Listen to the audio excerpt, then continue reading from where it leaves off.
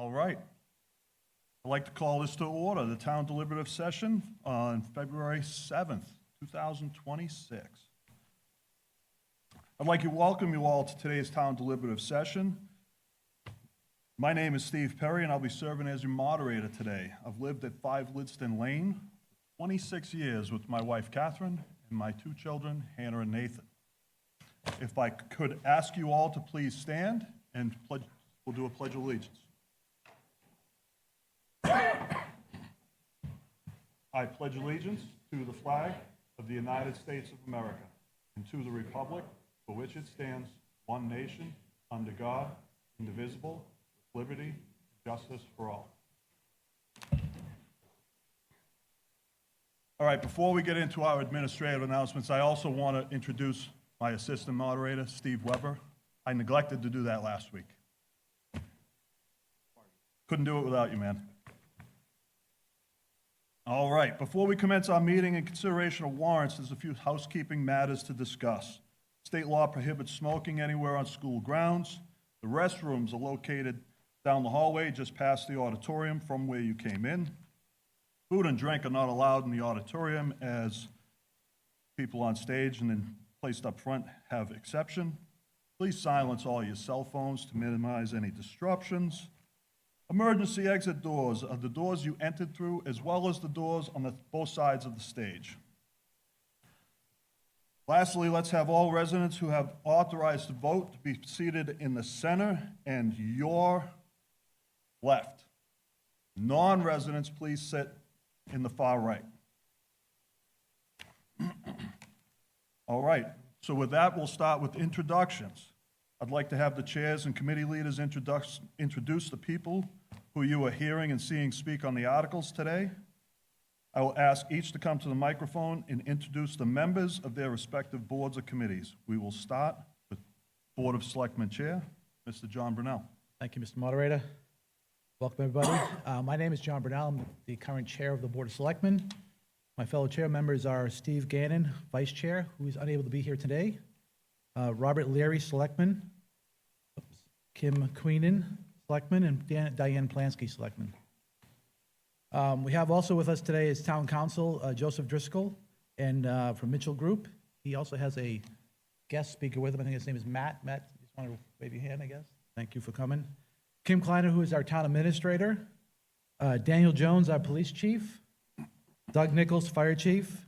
Karen White, our Financial Director and Assistant Administrator. Terry Brian, our Town Clerk Tax Collector. Kevin Brown, our Road Agent. I think I saw him walk in. Hey, Kevin. Dave Mellon, who's our Transfer Station Manager of the Recycling Center. Myself, who I act as the IT Director on a part-time basis. And Yul, our Librarian. And then the Litchfield Community Television staff who's here. We have quite a few folks here tonight supporting this meeting.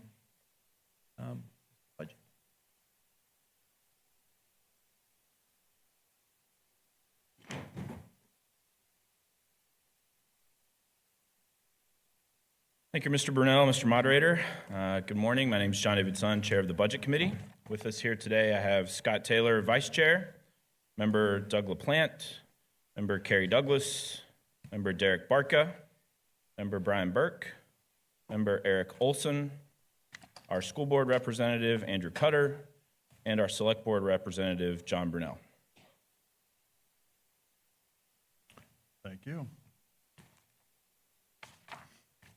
All right, so now we have the rules and procedures for the meeting. This is the fun stuff, okay? Litchfield operates under Senate Bill 2 procedures. This means that we will review, discuss, and amend, if necessary, the warrant articles presented today for vote on official ballot on Election Day. Election Day will be March 10th. Polls will be open from 7 a.m. to 7 p.m.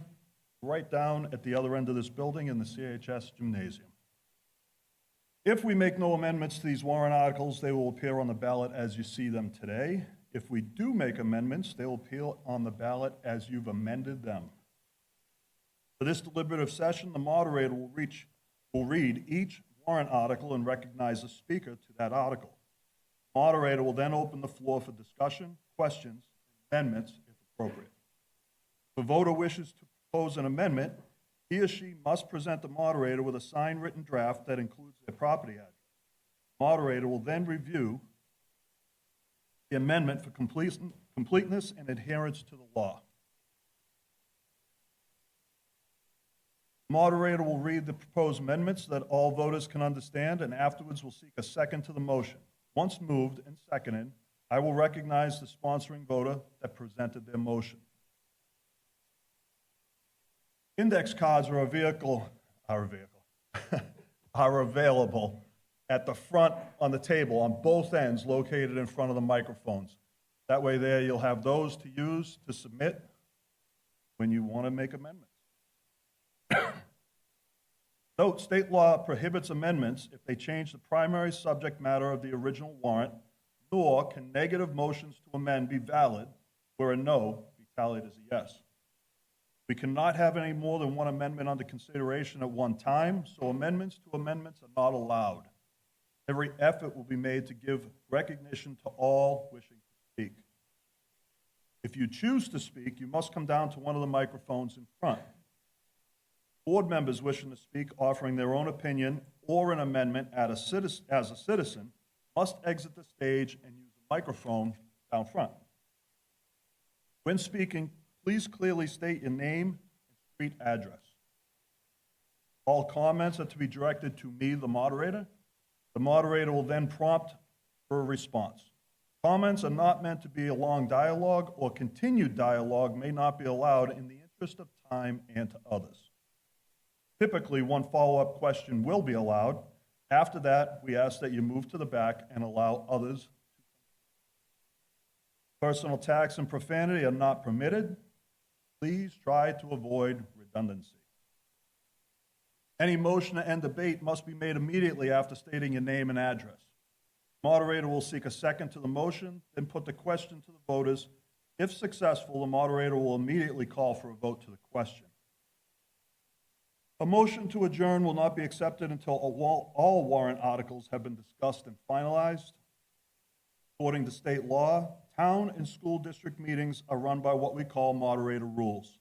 This means that, as I am doing now, the moderator sets the ground rules for the conduct of the meeting. However, law also allows you, the voters, to overturn my rulings by a simple majority vote. To overturn the moderator's ruling, a voter may request a point of order to overturn the moderator. Immediately after the moderator rules, the moderator will then recognize the voter who may, if desired, explain his or her point to that order. The moderator will then poll voters, and if the majority agrees with the voter, the moderator's ruling has been. Motion to table articles will not be in order unless it is made to table until a specific time and place later in today's agenda and before the close of the meeting. Motion to reconsider an article after it is closed will not be in order unless there is no warrant under consideration and until it's seconded and approved by a simple majority vote. Reconsidered articles must be discussed and closure reached before the end of this meeting. Motion to restrict reconsideration to any or all of the previous warrant articles will not be in order unless there is no warrant under consideration. It must be seconded and approved by simple majority vote. Only those voters that are on the checklist as qualified voters are permitted to vote at any time. If the moderator receives a complaint or notices a non-voter voting, then I will require the non-voter to leave the auditorium.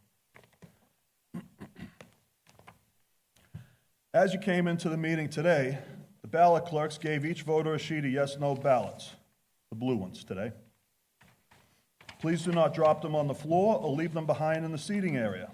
When the meeting comes to a close, please either leave them on the table outside the auditorium from where you got them from, or please bring them to the tables up front.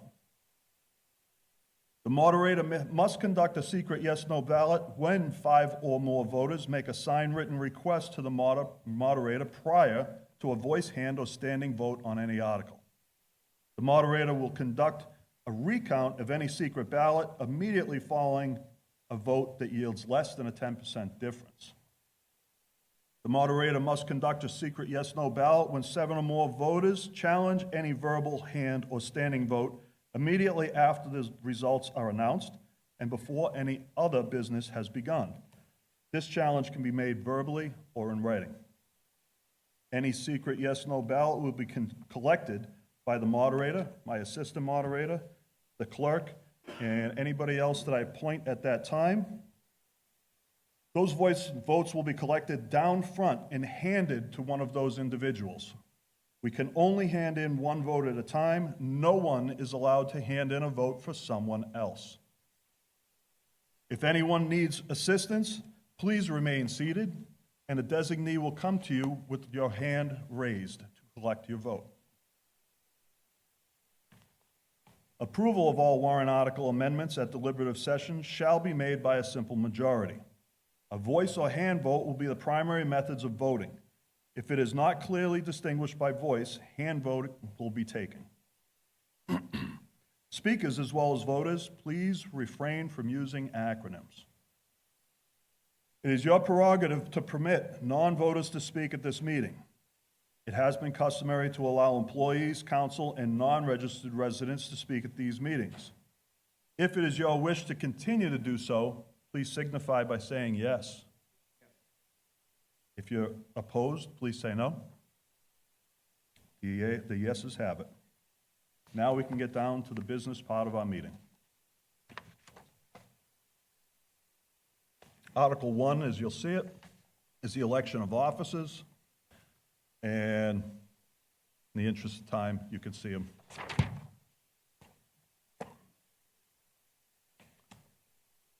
All right, Article 2, zoning amendment number 1.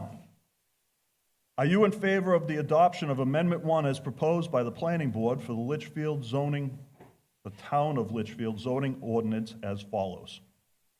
Amend Section 507, accessory dwelling units, to comply with recent changes to state law to permit detached accessory dwelling units, ADUs, by right. Increased ADU size limits, and other changes to provide a definition of total living space. This is recommended by the Planning Board by a vote of 5-0-0. And for this, we will have Mr. Jared O'Connell speaking from the Planning Board. So hello, I am Jared O'Connell, the Vice Chair of the Planning Board.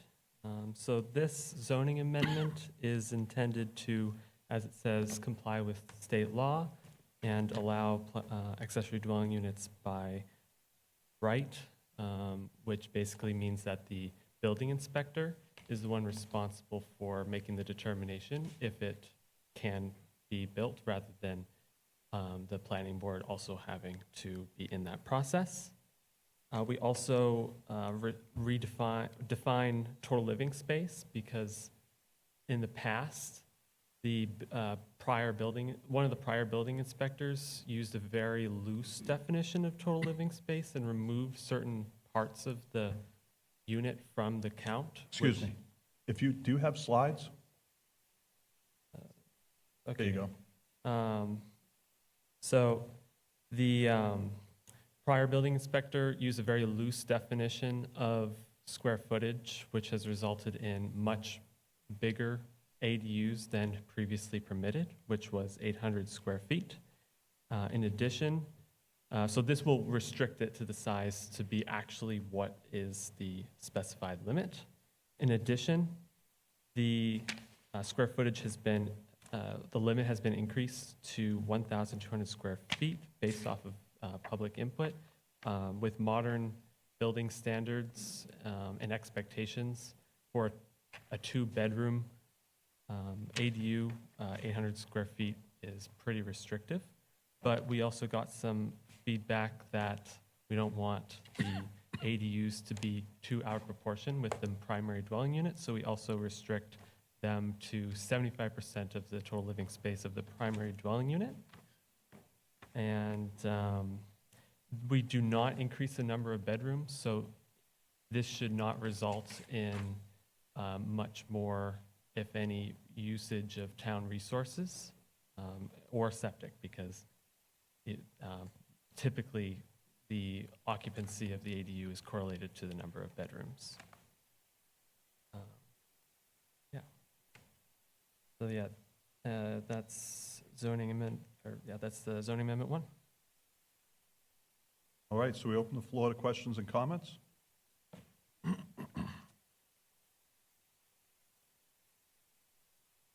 Carrie Douglas, 9 Pheasant Street. So what is the current number of bedrooms that will be allowed by this? It was previously 2 bedrooms, and it will still be 2 bedrooms. So we are essentially, because these are detached, right? You're allowed to be detached from your house.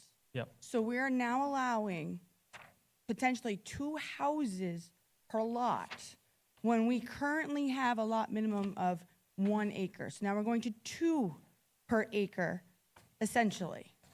Well, a lot of these requirements are required by state law. I think state law does require 2 bedrooms in a detached ADU.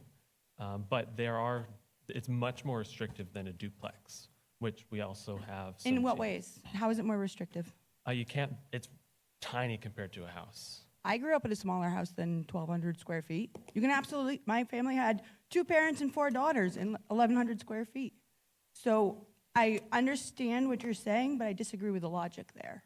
I am very concerned that our roads are not designed to allow everybody in town to automatically double the number of buildings on their property.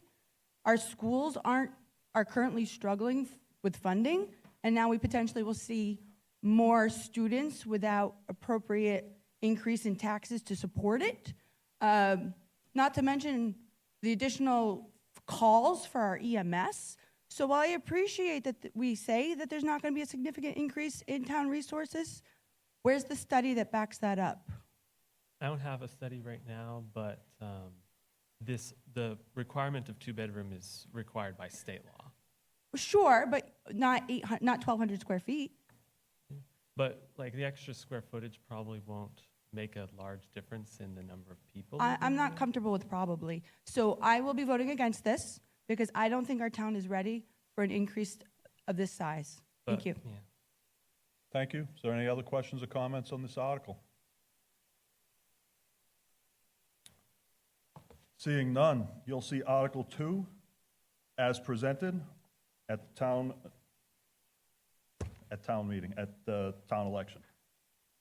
My bad. All right, so just to be clear, I did get a note that I didn't read off yet, and I'm going to let you know that the slides, if you're having trouble reading them, are all posted on the town website. So you can go to the town website and follow through if you're having trouble reading the screen up front. Okay. We will now move on to Article 3, zoning amendment number 2. Are you in favor of the adoption of Amendment 2 as proposed by the Planning Board for the Town of Litchfield zoning ordinance as follows? Amend Section 504, home occupations, to clarify that home occupations are permitted by conditional use permit and to comply with recent changes in state law related to family, home, and group daycare facilities. This is recommended by the Planning Board by a vote of 7-0-0. For this article, we will have the Planning Board Chair, Mike Croto, up to speak.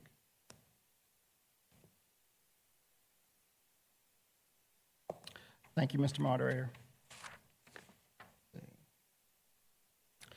Okay, so zoning ordinance amendment 2, Article 3, the purpose of this is to clarify the home occupation as permitted by conditional use permit and to comply with recent changes in state law related to the family, home, and group daycare facilities. Due to recent changes in state law, family, home, and group daycare facilities must be allowed by right. There, thank you.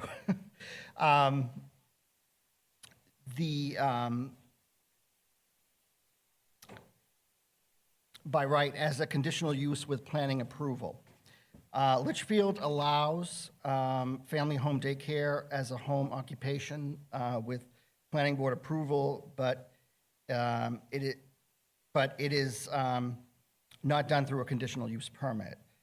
The amendment would provide that the home occupation requiring planning board approval would include home-based childcare as allowed as a conditional use. So the amendment also makes other changes to comply with the state law, including adding additional provisions for family group daycare. Only home occupations that are evident to the general public require planning board approval. And that's it. All right, do we have anybody to question or comment on Article number 3? Seeing none, Article 3 will be on the ballot as presented. Article 4, zoning amendment 3.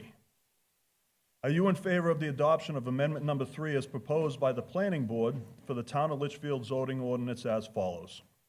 Create a new section of the zoning ordinance to be section 2300 to address accessory, dual use, and primary use rooftop and ground-mounted solar installations. Recommended by the planning board by a vote of 7-0-0. On this article, we will have Ms. Letha Riley from the planning board to speak. Thank you, Mr. Moderator. Good morning. So, with this particular article, even though we have roof-mounted and some ground-mounted solar in town, currently Litchfield has no provisions in the zoning ordinance to allow for solar. So we did a deep dive on what we thought would be appropriate in town, and there were 4 defined areas for usage, 2 of which would not require planning board approval, and those would be the rooftop solar installations, as well as ground-mounted accessory uses. Of course, there are safety, aesthetic requirements, and some setback requirements that go along with that, but they would not be required to come to the planning board for approval. Those that would be required to come to the planning board for approval are dual-use solar facilities, which would be allowed in the commercial and industrial zones in town, on active farmland, again, subject to setbacks, screening, things like that, as well as primary use solar facilities where a solar array is the primary use of a site. Those would be allowed in the industrial zones only, subject again to setbacks. Those last 2, as I mentioned, would be subject to planning board approval. All right, with that, is there any questions or comments on Article 4? Seeing none. Oh, hold on.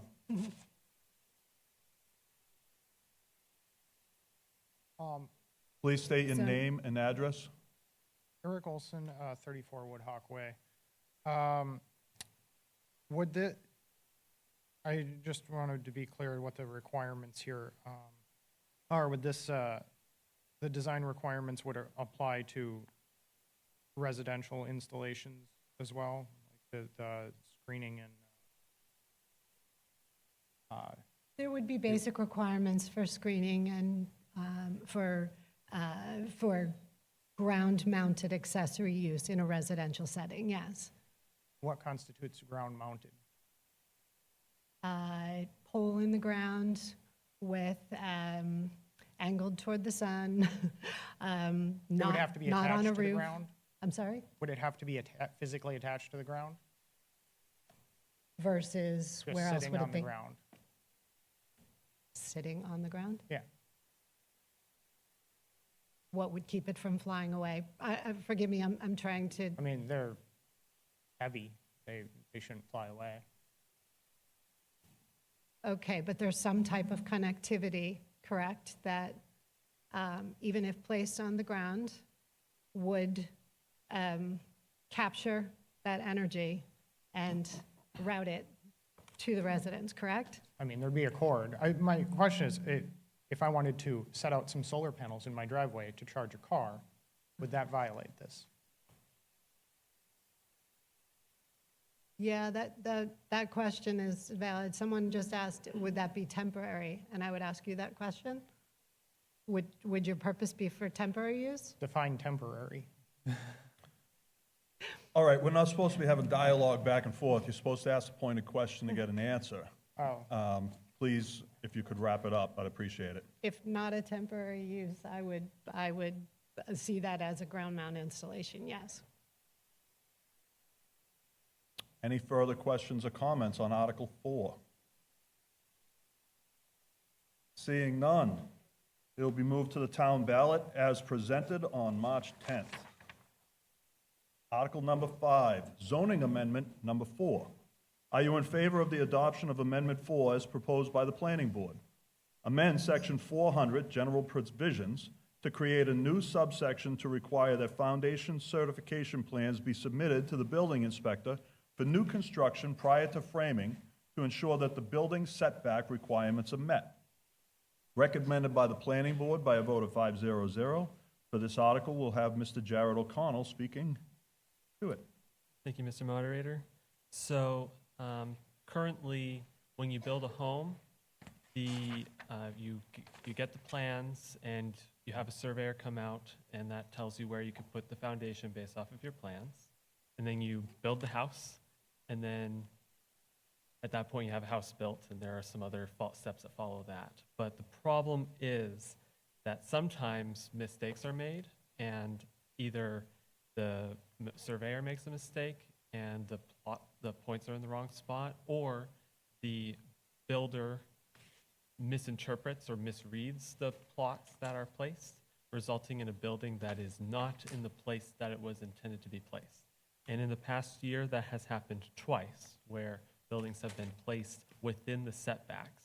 And in that scenario, they have to go to the zoning board to get what's called an equitable waiver, which basically says, this is cost prohibitive to fix. Can we please leave it there? And this requirement here for foundation certification plans is once the foundation is poured, prior to framing, you would then need to have a surveyor come out and actually see, where was it actually placed? Is it placed, because you cannot assume it was placed where the plans say it was placed.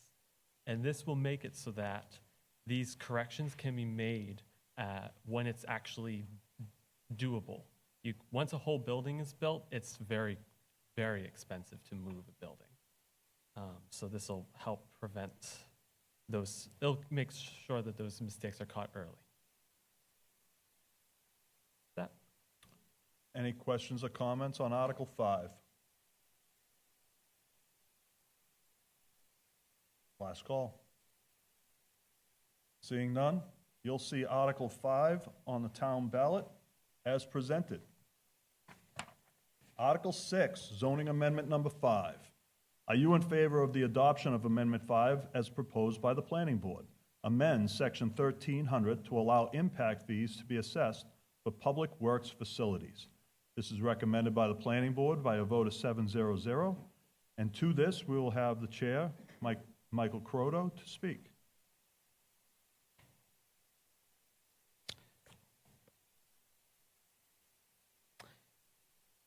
Thank you, Mr. Moderator. So the Article 5, zoning amendment number 4, I'm sorry, Article 6, zoning amendment number 5, purpose was to amend the zoning ordinance to allow impact fees to be assessed for public works facilities. Impact fees are one-time fees assessed when a new home or commercial building is built to help cover the cost or improvements needed for roads, parks, public safety, schools, and other needs. Impact fees can only be collected for capital improvements for facilities specifically mentioned in state law. In 2005, state law was amended to allow impact fees to be collected for public work facilities. So all this amendment does is allow the town to begin collecting impact fees for public work facilities as applicable to the law. That's it. With that, do we have any questions or comments on Article 6?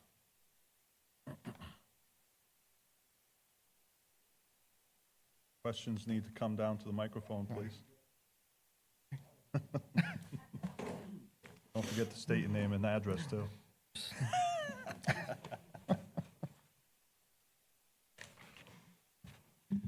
Bob Leary, 172 Charles Bancroft Highway. Does this affect homeowners that, say, put in a new septic, put a water line to their house, or anything like that? Or is this just for, like, commercialized? No, I think it's for public work facilities, which is basically anything that has to do with town facilities, public work. So the general homeowner is not going to be assessed? Correct. No, So- it's not. It has nothing to do with the general homeowner. Okay, cool. Point of clarification, thank you. Yeah, no problem. You have to get up. I have to get up. I had to. Why is Diane not up? It's all right. Strict rules in this house. Diane Plansky, 144 Talent Road in Litchfield. Michael, does this is this Penachuk and PSNH? Who would pay that? I believe it has to do with Public Works, because they weren't explicitly listed in, when the legislature passed the law, they added them. So I would imagine it has to do with something to deal with perhaps town facilities, like DPW, for example, or something like that. Oh, so a DPW building Right. would have so Yeah. that would affect So, the tax. Raymond Peoples, 205 Charles Bancroft Highway. So let me understand this. So we're going to collect impact fees from the town for the town. Because you're talking about if we propose to add on the town garage, we would have to pay an impact fee to ourselves? I'm a little confused by that.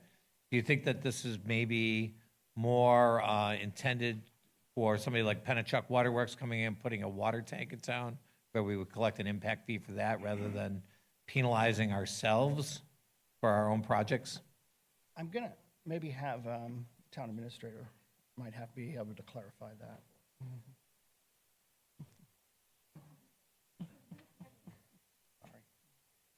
So I think there's some little bit of misunderstanding. No new person is being assessed an impact fee other than who currently does. All this does is allow an impact fee to be used for a public works facility, just like we now have it used for roads, or we now have it used for, a town hall building. It's not changing who's assessed the fee. It's changing the use of the fee. Thank you. That is not clear in the Yeah, conversation. I think sorry about that.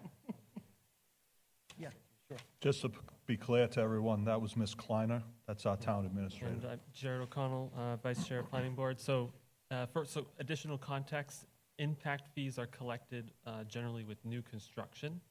So something's built, and then based off of the Planning Board's impact fee schedule, impact fees are assessed on that new construction, and you can only spend that money on certain things that are meant to be, therefore, improvements related to the expansion of the town. So the logic is someone built something in our town that will cost money for the town. That additional unit adds costs to the town's resources. So by assessing it, we're able to basically justify, it's basically making up for the fact that they're costing the town money as a one-time build fee, and then after that, they're just paying normal taxes. So yeah, this will basically allow a public work building to be built based off of impact fees, which makes sense because public works do get impacted by new construction. They add a slight load to the town. Okay, thank you. Okay, with that, is there any further questions or comments on Article 6? Seeing none, that'll be moved to the town ballot as presented on March 10th. We will now go on to Article 7, which is zoning amendment 6. Are you in favor of the adoption of Amendment 6 as proposed by the Planning Board? Amend Section 200.07 to clarify the definitions of for duplex or two-family residence. Recommended by the Planning Board by a vote of 5-0-0. For this, we'll have Ms. Letha Riley from the Planning Board to present. Thank you, Mr. Moderator. With this particular amendment, we're effectively attempting to clarify the definition of a duplex in town. There has been some confusion over how 2 units on one lot need to be attached to be considered a duplex under our ordinance.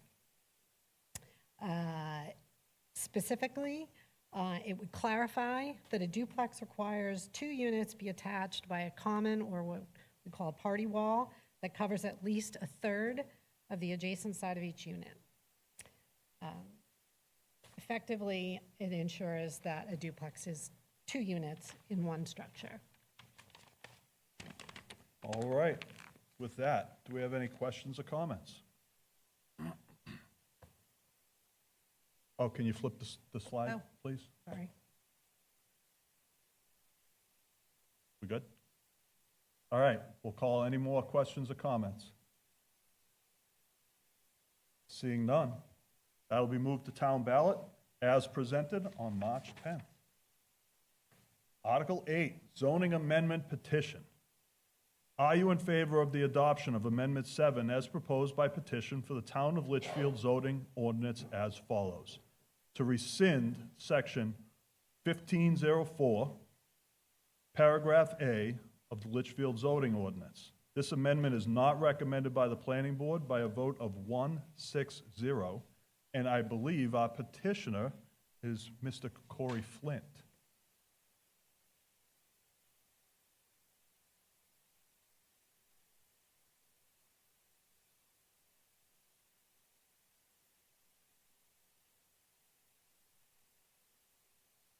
Yep. My name's Corey Flint. I live on 123 Hillcrest Avenue, 123 Hillcrest Road. I brought forth this petition for the amendment and collected the signatures. The reason for that is that the signs not allowing temporary signs on Hillcrest Road doesn't let us advertise things in town that people want to know about. The planning, or the rec commission put signs out for fishing derby, and they were immediately pulled. We've tried to put signs out for the 4th of July parade and for the car show, and they get pulled as well. The planning board was planning on addressing this, but their proposition, or what they were discussing, was only allowing the town to put out town signs, or put out temporary signs. So the rec commission would have been taken care of, but any private citizen like myself who wanted to put out a sign for a yard sale, or a estate sale, or a birthday for my kid, or the even the graduation sign for them graduating high school in front of my property isn't allowed. So I felt that that wasn't right, that the town should allow itself to put out signs and not the private citizens. That's why the article was brought forth. All I have. Questions? All right, so do we have questions or comments on Article 8? Carrie Douglas, 9 Pheasant Street. Thank you for doing this. I didn't get a chance to sign your petition, but I appreciate you taking the effort to do this. When I moved to town, this was the way things were done. And then all of a sudden, everybody's signs started disappearing, and nobody knew why, except some obscure law that hadn't been enforced in probably since longer than I've been alive. So I'm curious as to why the planning board, given the history of and the reasoning behind it, which is, of course we want to support our seniors. They worked hard. Of course we want to know about the fishing derbies. Not all of us pay attention to Facebook all the time. Like, why would we not support citizens trying to get out the word on local events or celebrating our kids? So why would the planning board be opposed to this?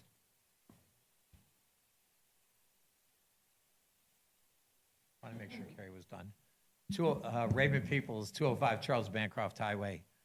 Can you tell me how many public roads in Litchfield, and I say public because they are public highways, enforce this?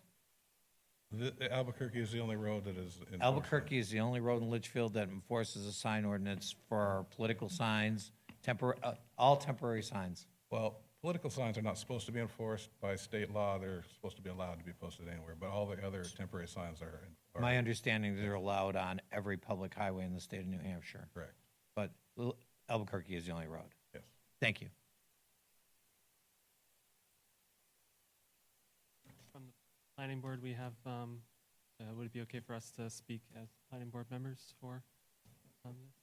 So we have some concerns about the character of the neighborhood, and we believe that it would be better to have a long period of comment and discussing revised zoning amendments for this rather than repealing it completely, because this will not only open it up for citizens, but will also open it up for commercial businesses in ways that might not be intentional, or wanted.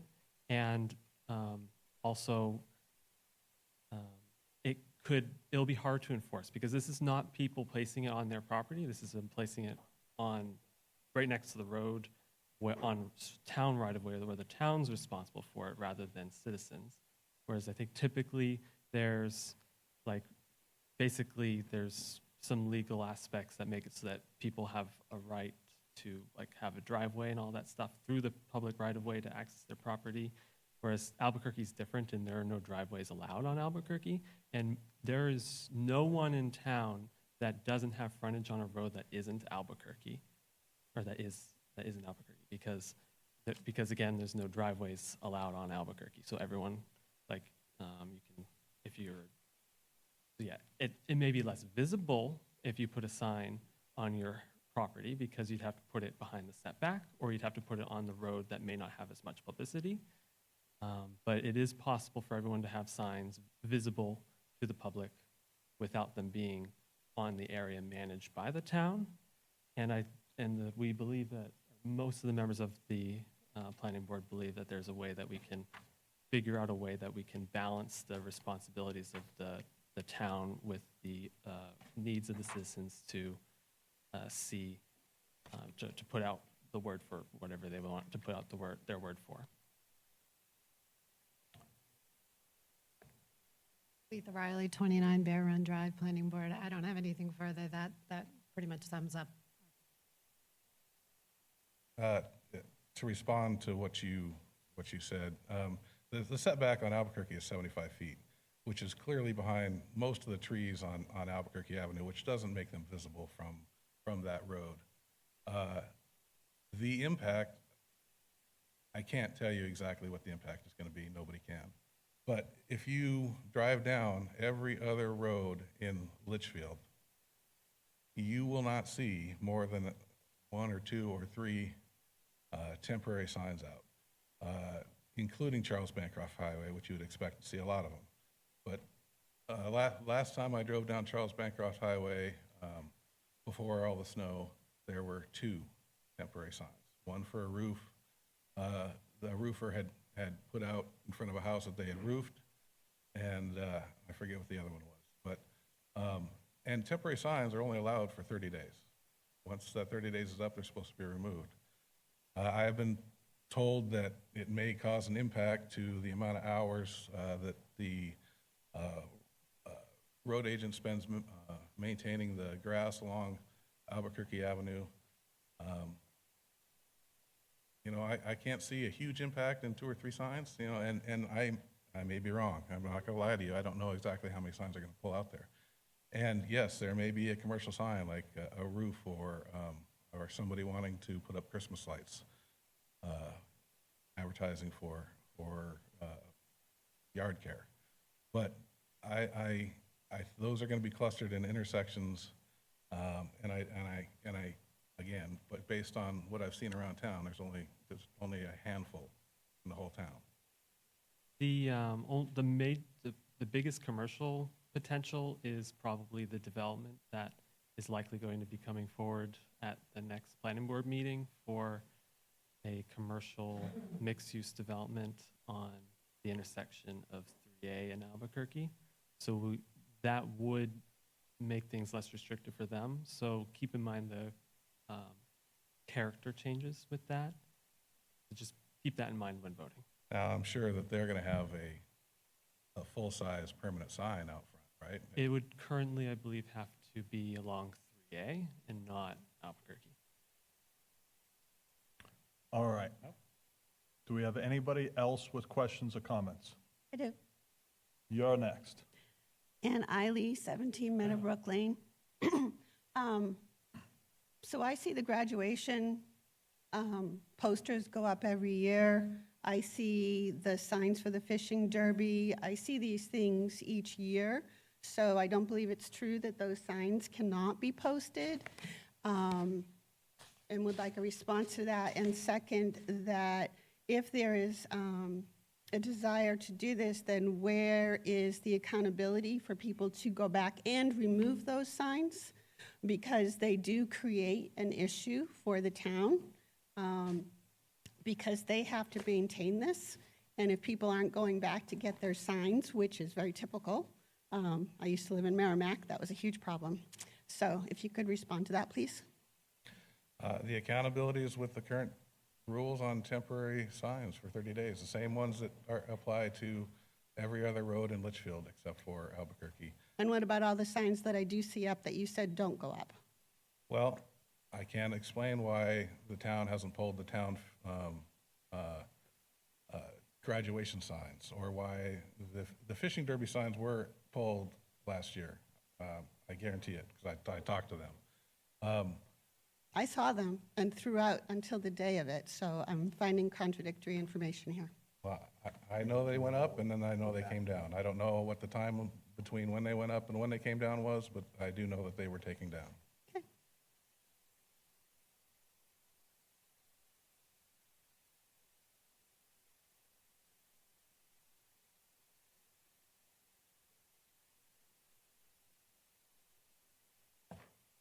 Okay, sorry about that.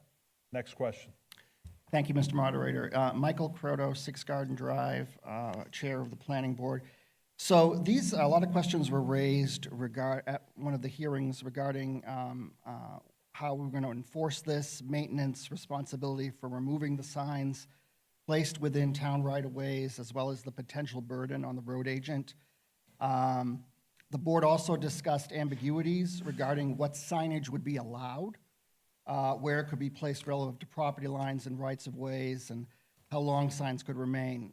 So obviously, you've heard members express reservations. One of the other reservations was unintended consequences, visual clutter, and the difficulty of reversing the change if adopted by the voters. So I just wanted to bring that up regarding this. Thank you. Well, I feel like when I was at the planning board, you talked that when I presented this to you and I talked about different solutions, you said that you were going to let this withdraw your withdraw your potential warrant article on this, and we're going to revisit it next year. So I guess that's an opportunity to let the town, if the town doesn't like what they see, that they will have the opportunity to vote for it next year, if they vote for it this year. Scott Taylor, 6 Lilac Court. Mr. Moderator, I ask that the rules be enforced that you explained to the audience earlier today. I'm hearing a lot of discussion, a lot of drawn-on conversation, that questions are not being directed to the moderator. Just ask that the rules be enforced. Thank you. Thank you. Last question, comment? Hi, Kevin Brown, 9 Gibson Drive, and road agent. The way I see it is Albuquerque Ave is a bike path. It's a recreational path, just the same as Dara Pond has fields and Jeff Fields, any of the fields in town. We don't put signs up on the fields. We maintain it. We take care of it. It's a recreational path. We shouldn't be cluttering it with signs. It's absolutely going to slow us down on maintaining. We're going to have to get off the mower, lift them, pay them. I'm not putting them back in. I'll tell you that. So you're going to come down the shop and pick them up. If I take them out, they're coming back to my shop, and then after 30 days, they're going in the trash. I'm going to guarantee you that. My guys have to get off the mower to remove them. They're not going back in.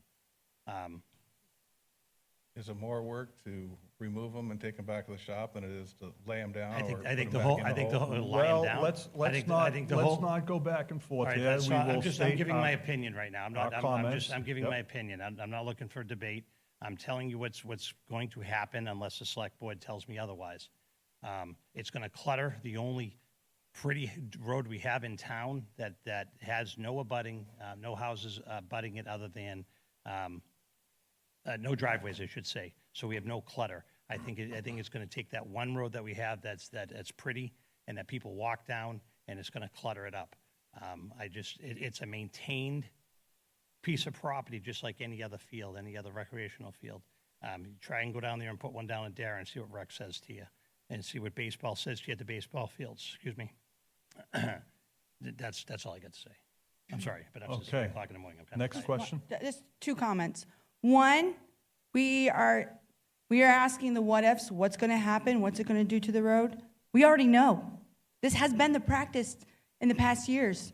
We know that the majority of people are respectful and responsible and take down their signs. We know that it's not going to become an eyesore. We know that people don't always run through cul-de-sacs to find out what is going on in town. Albuquerque is a resource for this town. We know how it's going to be responded and respected because we've done this. The actual current practice is different than how it's used to be. This is restoring it to prior practice. Secondly, if the concern is about mowing, perhaps there's a place that they can kindly stack to the Board of Selectmen. Perhaps we can have a nice place you guys can agree to, that the signs can be nicely stacked after they're pulled, so that people know where they are and can return them after the work is complete. Or coordinate with the group so they can pull them in advance and then return them when the mowing is done. The current policy is awful, and I Okay. hope everybody votes yes on rescinding this ordinance. All right. Gary we Douglas, need- 9 hold- Pheasant Street. Hold on, all right. We need to get back to just questions and direct comments, not long dialogue. Obviously, if people aren't in favor of it, that's fine. Just please get to your point at a quicker time. We have, I believe she was first? I'm not sure. She can go. Okay. Okay. Ms. Flint, you're up. I'm Amber Please state your Flint. name and address, please. Yep, Amber Flint, 123 Hillcrest. I just had a question about not all the signs that would be posted at Albuquerque would be those wired signs. Are they allowed on telephone poles with this amendment? Okay. So if it's still illegal, that would still, if you want to put up a sign for a yard sale on the telephone pole, that would not affect mowing, it would still not be allowed. And that, in my opinion, is still not right. Pat Spencer, 9 Cranberry Lane. I appreciate not seeing all the dog and cat signs that never leave. Could they possibly use the town sign for these notices? I noticed there's a, one for the library on there now that's been there past the date of the event. Would that be a possible solution? I mean, I can answer only from previous experience that the town does allow that use, but this is brought up by a petitioner, so we have to hear it. So the town does allow that. If you fill out an application and present it to the town, and somebody else hasn't already reserved it for that point of time. Part of the problem is we do a car show on the 4th of July, and many people come from out of town to that car show. We want to put up a directional sign, car show this way, off of Charles Bancroft Highway, off Albuquerque, into Woodhawk Way, where the entrance to Roy Memorial Park is. Those aren't allowed either. So it's more than just one spot on one sign on the town sign. Yeah, but everybody uses their GPS, so they'd find it. Not everybody. Any further questions or comments on Article 8?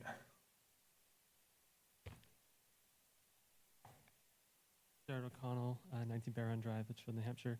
I definitely think that it would be a good idea to explore sign provision in the permit for these types of parades and events. I think that would be useful for those types of problems. That's it. Thank you. Anything further? You will see Article 8 move to the town ballot as presented. We are now working on Article 9.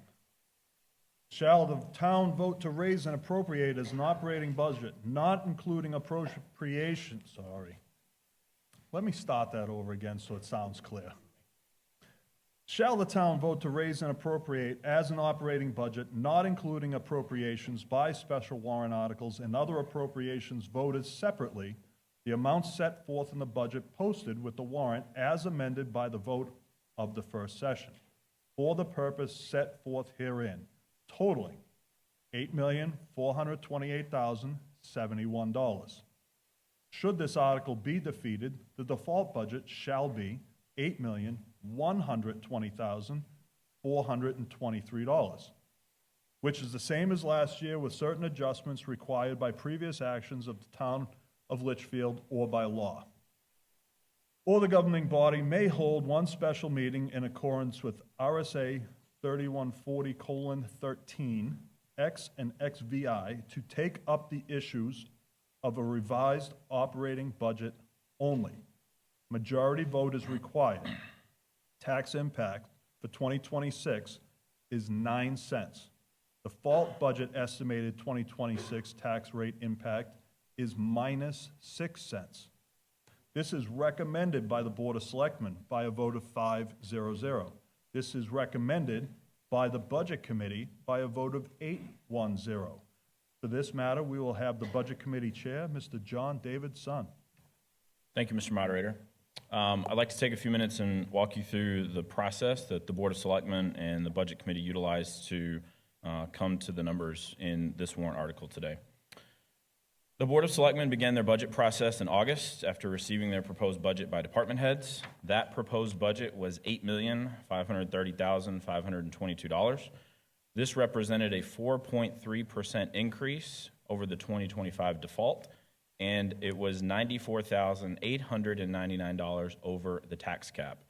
Just as a reminder, we have a tax cap on the town budget. This was a warrant article that was passed in March of 2023 to change that from flat $175,000 to 5% over the previous year's taxes.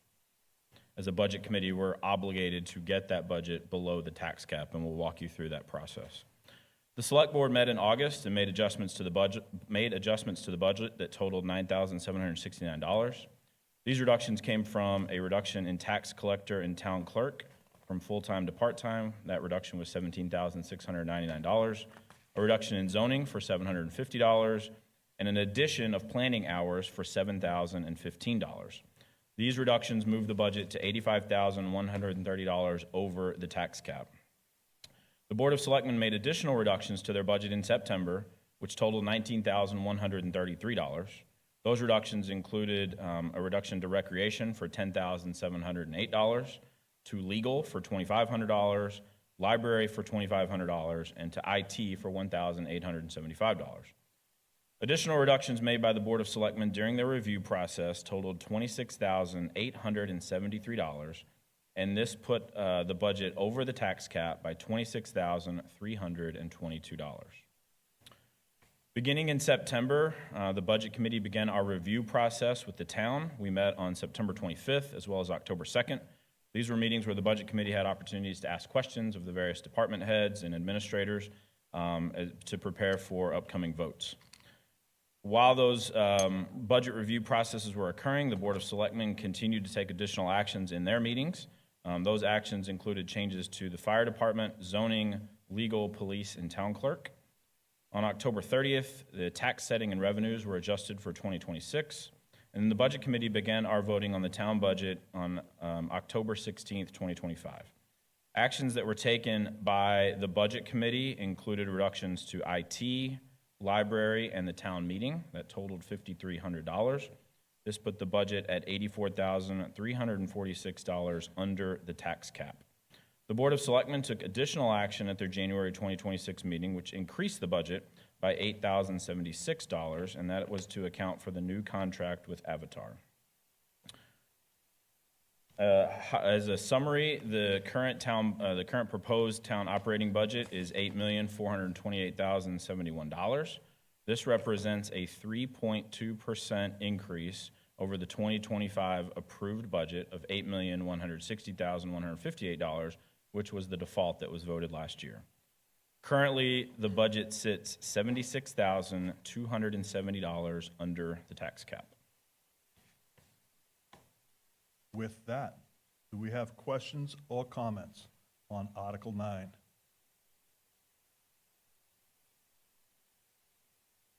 Last call, questions or comments on Article 9? Hearing and seeing none, you will see Article 9 on the town ballot as presented.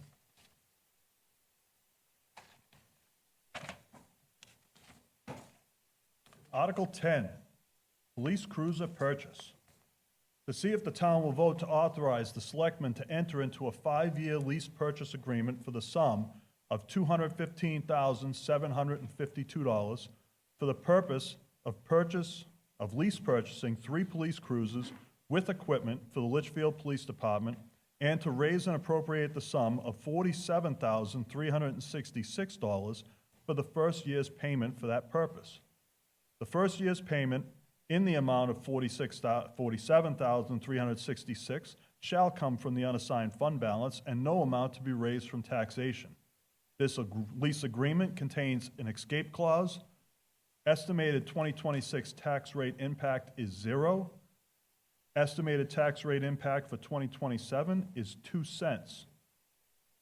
Majority vote is required. This is recommended by the Board of Selectmen by a vote of 5-0-0. This is recommended by the Budget Committee by a vote of 8-1-0.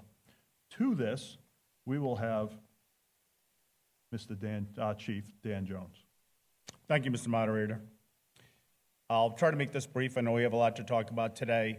I know some people are scared of leases, and with regard to cars, this is a municipal lease, but it is actually a loan. I don't know why they call it a lease, but it is fundamentally a loan.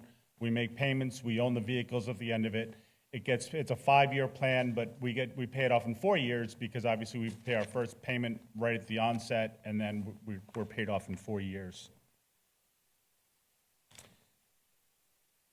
As we talk about the cars, we're going to talk specifically about the frontline cars. Those are the cars that are out on patrol that respond to emergencies.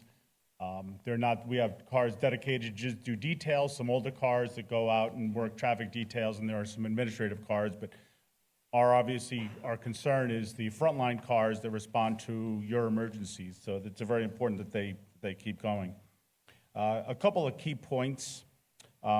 Right now, our average frontline car has 88,000 miles on it. Next year, without any cars, we'll be at 110,000 miles. Most area agencies actually deadline the cars. They get rid of the cars at 80,000 miles. And some may extend out to about 100,000, but again, our average is over that. Last year, our average frontline car was out of service for 40 days. Due to major repairs. And the reason why it's so long is because they're older, there are multiple problems, and sometimes diagnosing the exact problem that's keeping the car from not running takes longer, parts are harder to get to, and then they're bigger jobs. So again, the average frontline car is out of service for 40 days. That's a month and a third. In 2024, we spent over $46,000 on repairs. Last year, we spent $40,000, and I know and let me catch up here.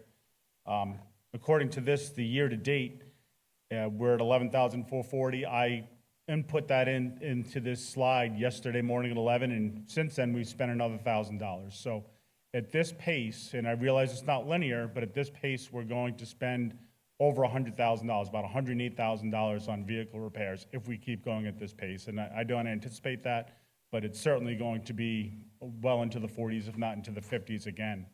So as we look at whether or not it's cost effective to lease these 3 cars, purchase these 3 cars, what we're spending on, just on repairs, is going to be comparable to what these 3 cars are going to cost us.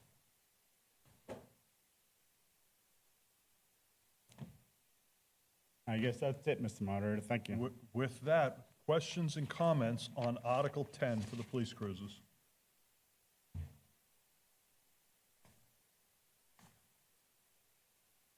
I want to speak to this as a citizen, Diane Plansky, 144 Talent Road in Litchfield, and I want to thank the chief for thinking outside the box, making this affordable for our town to keep cruisers on the road instead of at Edwards or over in Bedford or over wherever else we're able to get people that will work on these vehicles. I think it's a solution that we can live with, that will keep cruisers on the road where they belong. When the chief needs to take time from his day to bring a cruiser to Edwards and breaks down 3 times on the way, I think that's a problem. When that cruiser this year, towards this year's budget, costs $7,000 to repair, is that correct? $7,000 to repair, I think that that's a huge amount of money to keep spending on cars that are failing on the way to calls, which happened again this year as well. I don't think that as a resident, I want to not be able to count on the cruisers coming because they're going to break down on the way, and I hope the other one that's on the road makes it. So that's all I have to say. Thank you. Okay. Any other questions or comments? Mr. Moderator, if I could just make a comment on that. Yep. We actually had the call that Ms. Plansky was referring to. An officer was responding to a cardiac event when the car just completely shut down. So he literally just limped off the side of the road. He ran the rest of the way to the police station so he could jump in another car and respond to the call. Thankfully, the person is okay, but that is why these cars need to be kept in running condition. Thank you. You're up. Corey Flint, 123 Hillcrest. Kind of a question, I guess, to help the town understand. When you say average of 88,000 miles, most of us drive our cars 150, 200,000 miles. Can you explain why you have such high maintenance on cars with the lower miles? Is it the excessive idling and the use that they have? Absolutely. So in addition to driving, once we start the car for the day, we have to keep the computers running. We have to keep everything operational in the car, which means the temperature has to be set. So a lot of times, unless the temperature is just right outside, if it's too hot or too cold, everything shuts down. In an emergency, we can't wait for the car to reboot to respond to calls. So unfortunately, these cars idle way too much. Another issue is specifically with the cars that were purchased over the last several years with the Chevy Tahoes.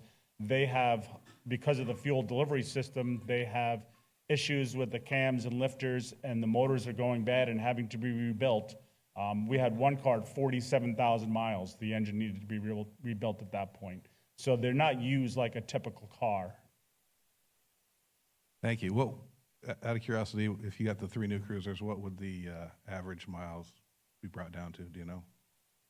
So I haven't figured that out. I mean, in the first year, if we get 3 cars, it would bring it down quite a bit. We'd still have one car that would be just over 100,000, one in the 50, 60,000 mile range, and one in the 20, 30,000 mile range. So it would be considerably lower. Thank you. Next question. More of a comment, not a question. Bob Leary, 172 Charles Bancroft Highway. The cruisers used to be in the budget every year. The select board pulled them out during COVID. At the time, we went zero-based budget. It was the right thing to do, but in long term, it was the wrong thing to do. We've been trying to get them back in and having a tough time doing it. This purchase here, which we've done with the highway department for some trucks, has been nothing but success for the town. It is 2 cents of an impact, which is less than the amount of cars that was at Edwards the other day. Mr. Moderator, I just want to respond to that, if that's okay. Go ahead. So we fell behind. We are about 6 cars behind now as of 2026, where we would have been had we continued purchasing at the rate we're purchasing. So even with purchasing these 3, we're still going to be 3 cars behind where we normally would have been. Raymond Peoples, 205 Charles Bancroft Highway. When I was selectman, we used to buy 2 one year, 1 the next. That worked out wonderful. And just to answer the question about accumulated mileage, 88,000 miles, depending on how many hours the car has, each hour of idle time is equal to approximately 30 miles of driving. Okay. Any further questions or comments on Article 10? Seeing none. Article 10 will be moved to the town ballot as presented.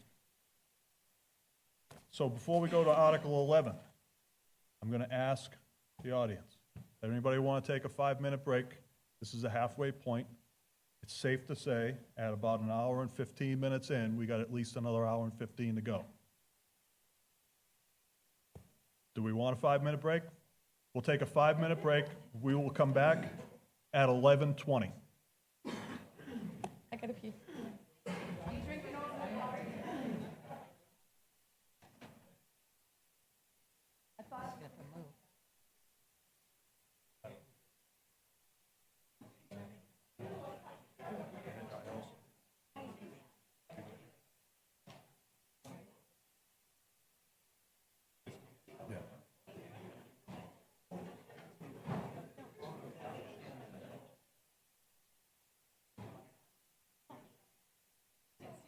Stay right here.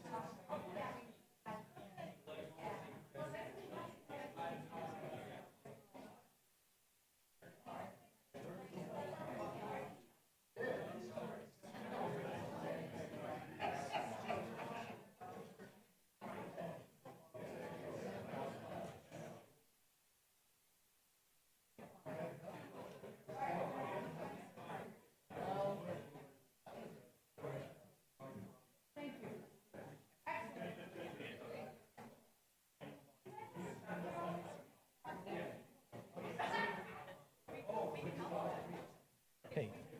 My hot one. All right, everybody, please settle in. No,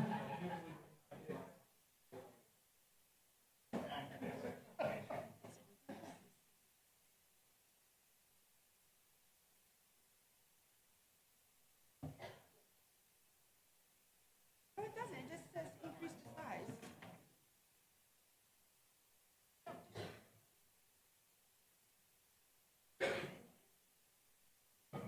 Should be, yes. So if I just say, if I strike the increase.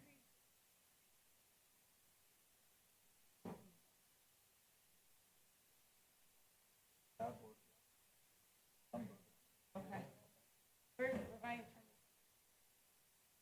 Right.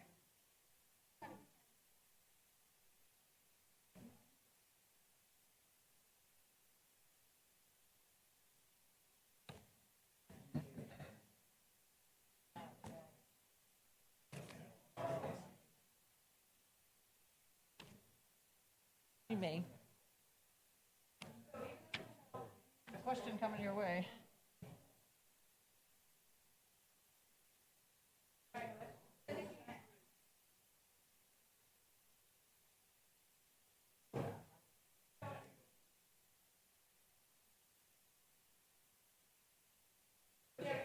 All right, great.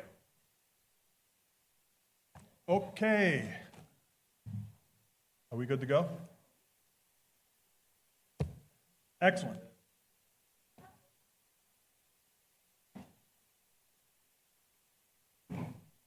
All right. It's 11:24. I call the meeting back to order from our break. And now, we will be proceeding with Article 11. This is modify the Veterans Optional Total and Permanent Service-Connected Total Disability Credit.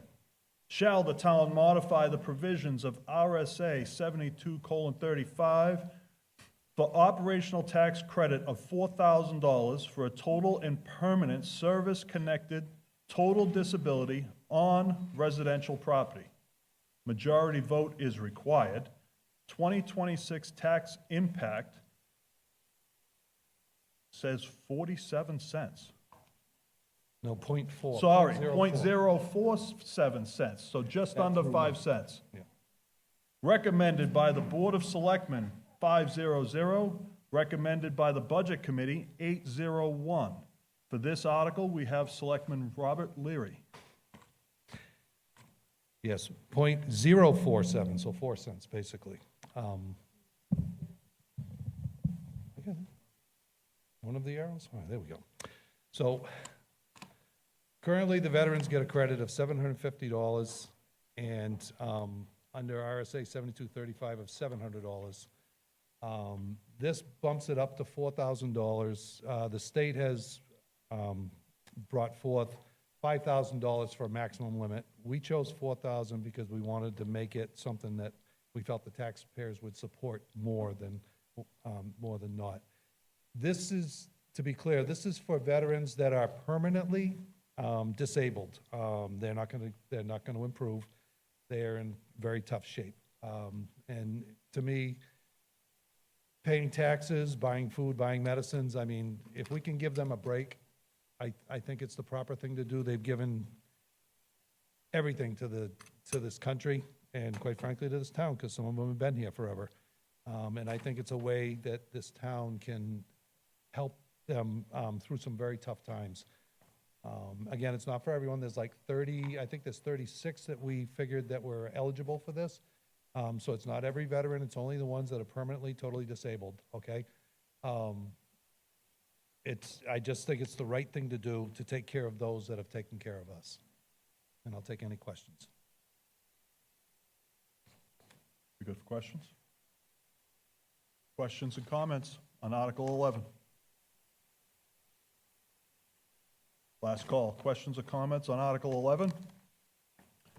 Seeing none, you will see Article 11 on the town ballot as presented. I love you guys. Article 12, modify the elderly exemption. Shall the town modify the provisions of RSA 72:39-A for the elderly exemption from the property tax in the town of Litchfield, based on assessed value for qualified taxpayers to be as followed. For a person 65 years of age up to 75 years, $125,000.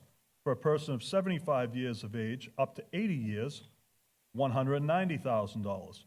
For a person 80 years of age or older, $240,000. To qualify, the person must have been a New Hampshire resident for at least 3 consecutive years, own the real estate individually or jointly, or if the real estate is owned by such person's spouse. They must have been married to each other for at least 5 consecutive years. In addition, the taxpayer must have a net income of not more than $45,500, or if married, a combined net income of not more than $55,000, and own net assets not in excess of $300,000, excluding the value of the person's residence. Majority vote on this is required. 2026 tax rate impact is 1 cent.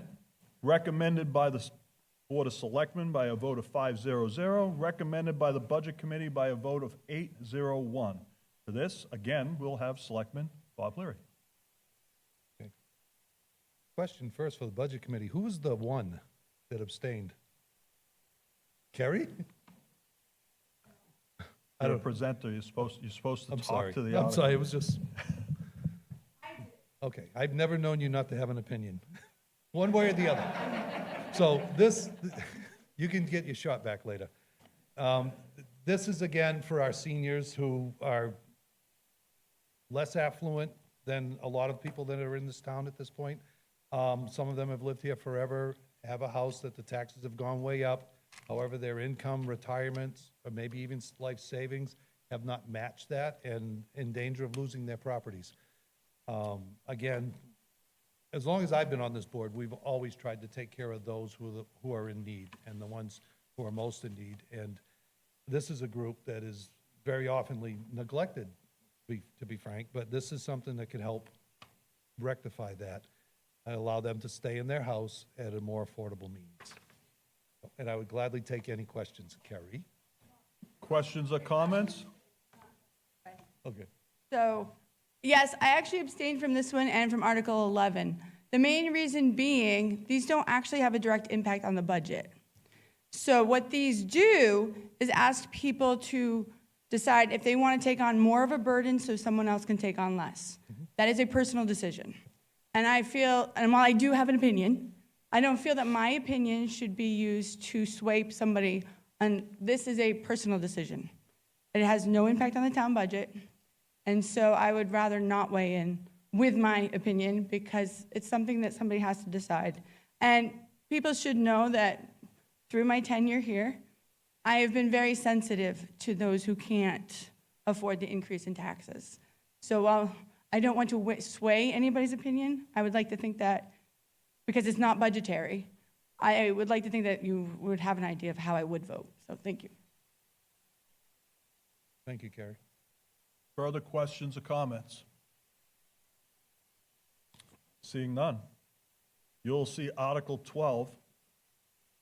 Oh, okay, hold on. What do we got?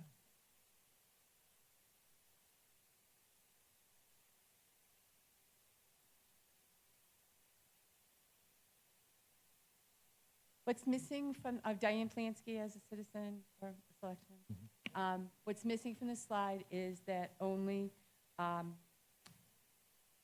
39 citizens in our town qualify this, because this is absolutely need-based, and this is a change to assessment, not a credit like the first one. So I just wanted to speak for that. This is absolutely need-based. Thank you.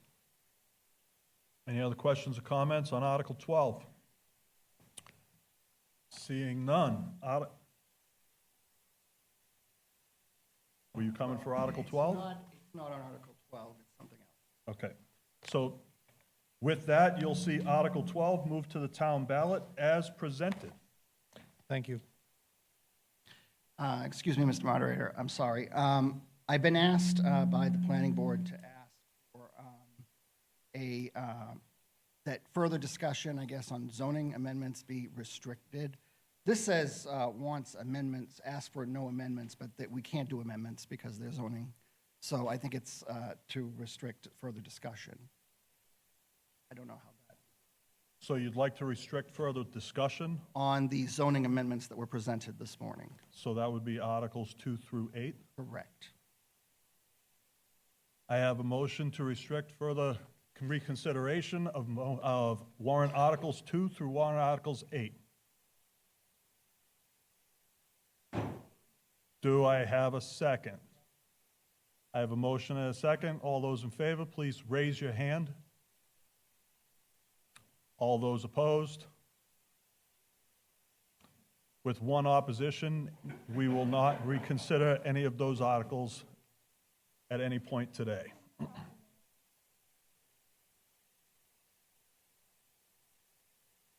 All right, so now we'll move on to Article 13, which is supplemental fire coverage. Shall the town vote to supplement the fire department's budget $218,400 to allow for increased coverage overnight as necessary to protect the safety and welfare of the residents of Litchfield, and further to vote to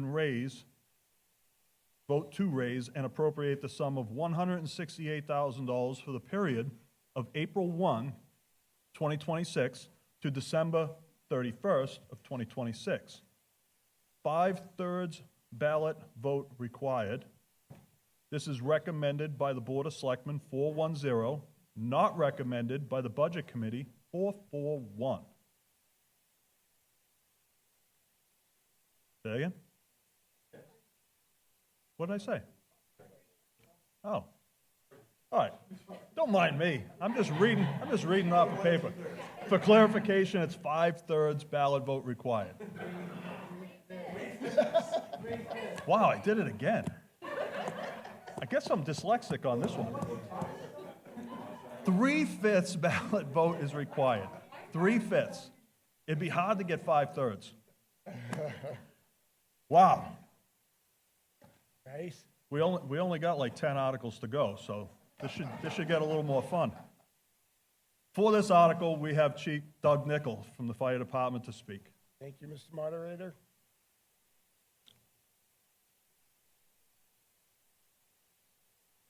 So the current issue that the fire department has been experiencing, our on-call staff roster has steadily declined to its lowest level, reflecting which right now is a national trend.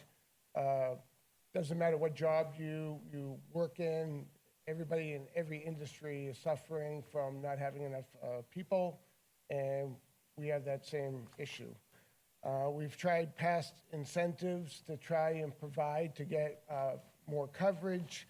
It's a big convoluted issue because not only is it hard to find people willing that want to be called firefighters, but also at the state level, there's not enough instructors to actually run courses that if we were able to get those people, be able to get them trained the way they need to be.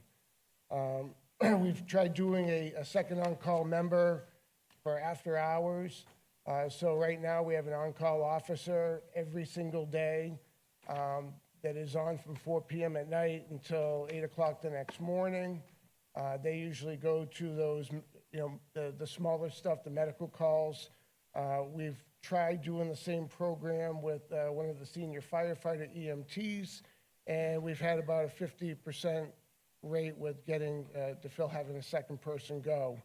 And with the fire service, it's really very important to have at least a minimum of 2 people going to any call, both for the firefighter's safety, the time of night they're going out, and also, going into somebody's home, you want to have at least 2 people.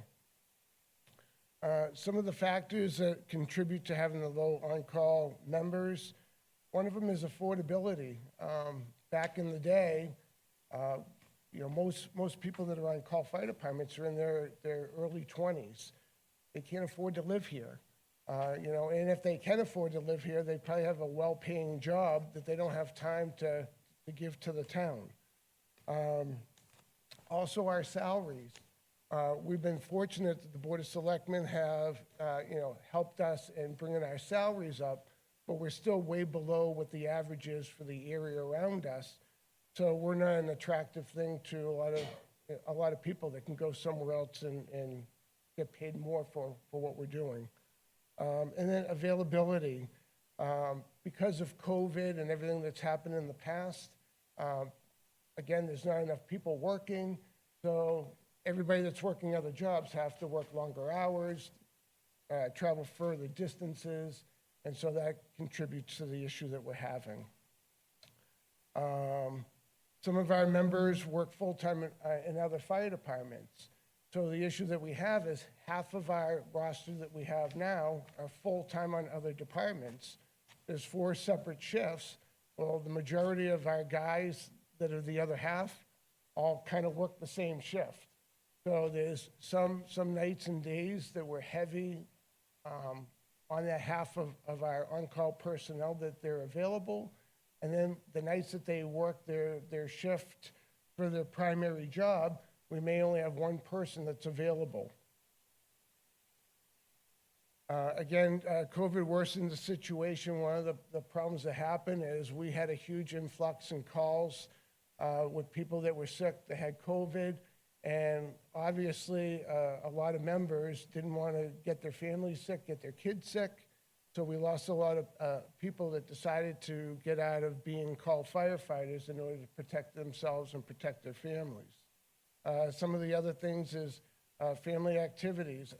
Over the last 20, 30 years, people are more involved in sports with their kids and also trying to get childcare. So if one spouse is working, then maybe one of our call firefighters has to stay home with the kids and they're not available. So it's a hard thing trying to balance the family and full-time commitments. In 2025, 487 of our 868 calls, which is 56%, occur from 4 p.m. at night until 8 a.m. the next morning when there is nobody physically at the fire station. This requires our members to respond from home, which causes an increase in our average response times, which is over 7 minutes. The other thing that I want to mention is it's an on-call fire department. Nobody is scheduled. So people choose whether they want to go or not go. So it's kind of like a roulette wheel where you could maybe have 3 or 4 guys show up, or you could have nobody show up. So it is, and as we're getting busier with the department, it's becoming more and more of an issue and a liability. From 1979 to 2015, our active roster consistently exceeded 35 members. We were 35 to 40 members. And again, after COVID, we dropped a considerable amount of people. Just to give a little clarification, in 1975, there was 15 members of the Litchfield Fire Department, but we did only 32 emergency calls. Right now, there are 13 on-call staff on the department, and we do roughly 900 calls a year. So we're putting a huge burden on the small amount of people that we have. And out of that 13, only half are probably available at any given time to be able to respond. So that stresses us because we have people that feel obligated to give into the community. So they're trying to come out and go to these calls, but they're starting to get stressed out because in a typical night, they could go out anywhere from 2 to 6 times between 4 o'clock at night and, you know, the next morning. We've tried different things to try and get more people on the department. It used to be that you had to be a firefighter on the fire department and an EMT, and that's so that we can give better coverage. Every member of the fire department is at least an EMT, because a lot of what we do are medical calls. We changed it some years ago to allow people to do EMS only, because we found out we were losing a big swath of people that we could be drawing upon. So we dropped the standard that if you don't want to be a firefighter and you just want to go to medical calls, you can do that. And we got a few people here and there, but we didn't get what we were looking for. So what we're proposing is to ensure that we have coverage for the town, is to have 2 fully certified firefighter EMTs that are per diem. So what a per diem firefighter is they work at scheduled hours. So right now, we have 13 call firefighters, but I have 15 per diem firefighters. They don't live in town.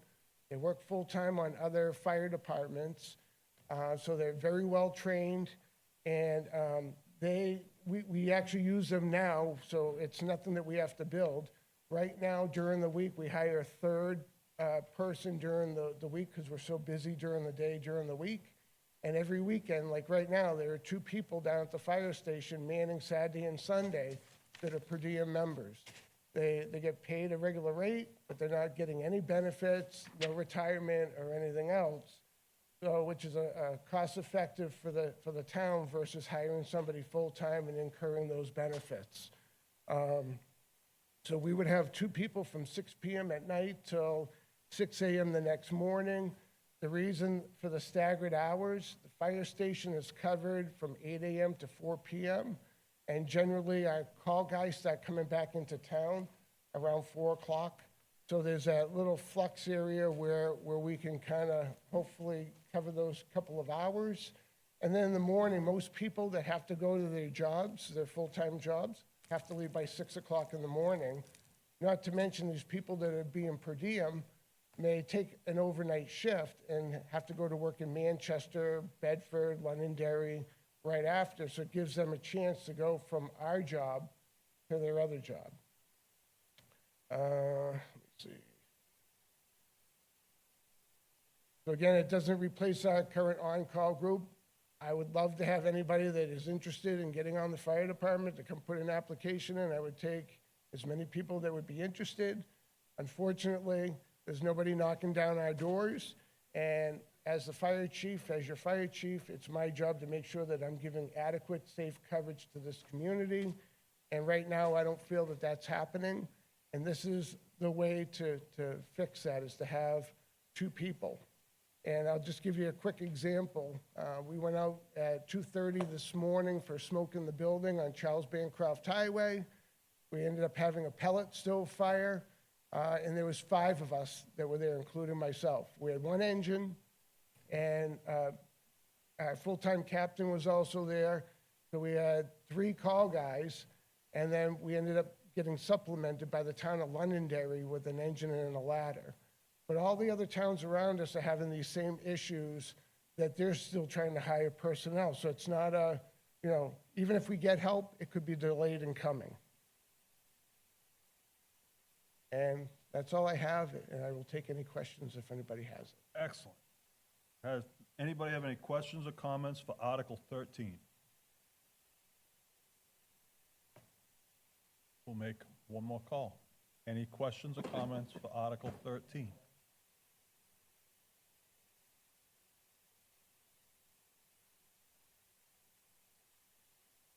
Diane Flansky, 144 Talent Road. This is another safety issue in town that, like the cruisers, I feel like I need to just speak on.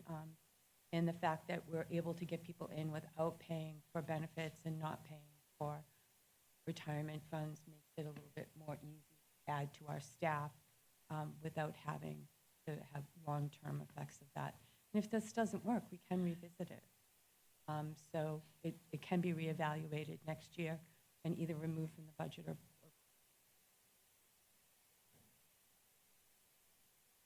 Any further questions, comments? Seeing none. Article 13 will be moved to town ballot as presented on March 10th. Article 14, additional paving. Shall the town vote to raise and appropriate the sum of $200,000 supplement the highway department's budget and fund additional paving costs within the town of Litchfield? Expenditure of said funds to be responsibility of the Board of Selectmen in their discretion, if determined to be necessary and in the best interest of the town. Here's the tricky part. 3/5 ballot vote required. Estimated 2026 town tax rate impact is 10 cents. Recommended by the Board of Selectmen by a vote of 5-0-0. Not recommended by the Budget Committee by a vote of 4-4-1. To this article, we will have Selectman Chair, John Brunel. Thank you. And also join us, our road agent, Kevin Brown. So the town receives about $200,000 in a highway block grant from the state that allows us to do our current maintenance and paving. The town only budgets $10,000 in our operating budget for road maintenance in general. One of the factors that's driving the cost is our asphalt costs have gone up from $45 per ton the last 6 years ago to about $115 a ton now. We know we have infrastructure issues, and everyone's heard me before. Our infrastructure, our assets are our assets, and we need to maintain them. We're aware of some infrastructure issues, particularly some stormwater piping issues down at the Nessakeag and Chemo Circle area that have been identified. That alone will eat up that $200,000. We also have plans for Century and Pearson, which were proposed in the 2024 budget, but because of lack of funds and I believe also last year's default, we weren't able to actually accomplish those projects. So this extra $200,000 will allow us at least to tackle the ones that we know about, never mind the unexpected stuff. This is our additional paving program. You've probably seen this a few times, but these are some of the roads that we have of concern and some of the estimated costs of those projects. And these are ones we know about, right? Road issues pop up all the time. And that's it. Mr. Brown is here for any questions, and take any questions or comments. Questions or comments on Article 14 for additional paving?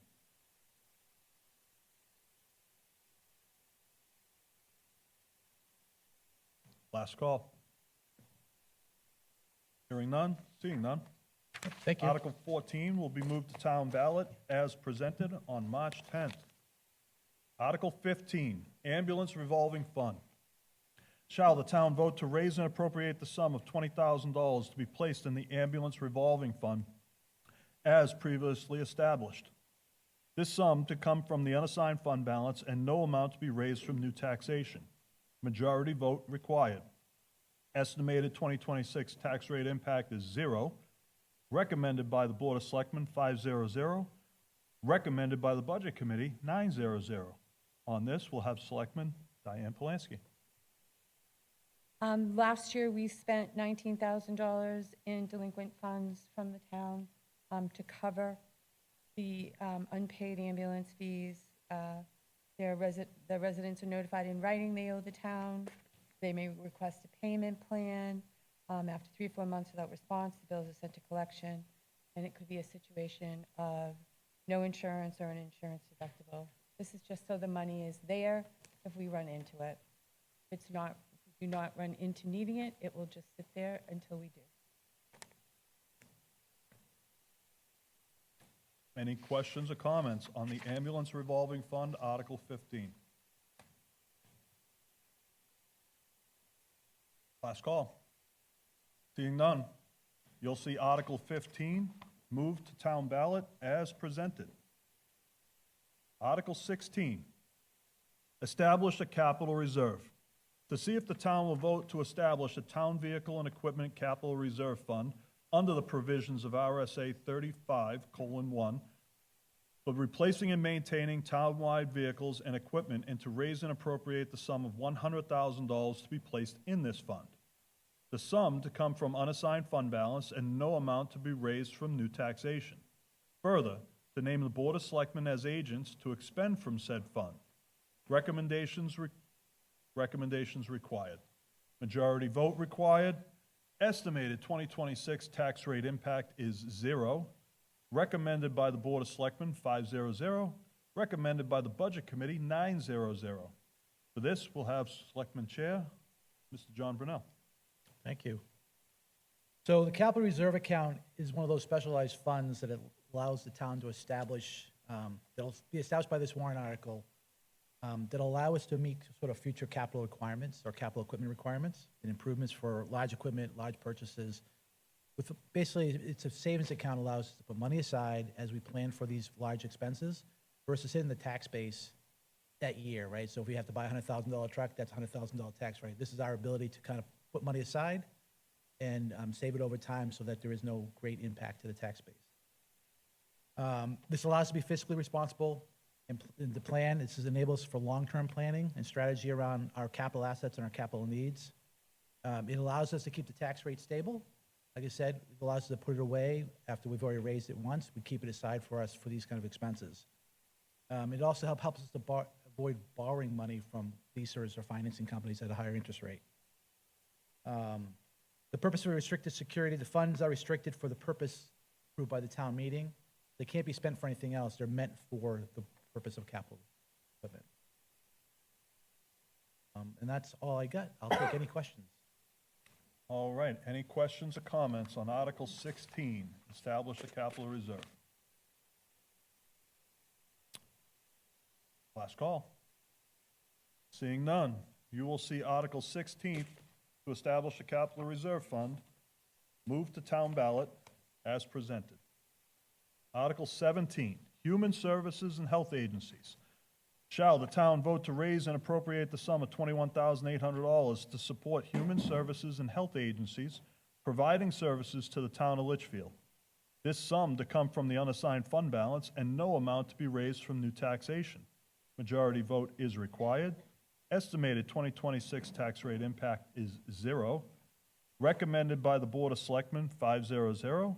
Recommended by the Budget Committee, 900. To this, we'll have our Town Administrator, Ms. Kim Kleiner.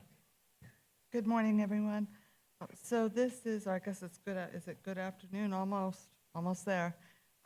This article has been on the town warrant for many years now, so I'll speak to it briefly, and if there's any questions, I'm happy to answer them. So the amount that is recommended, that has been recommended to the selectmen this year, is a little bit more than last year, as you'll see on this slide, but less than 2024.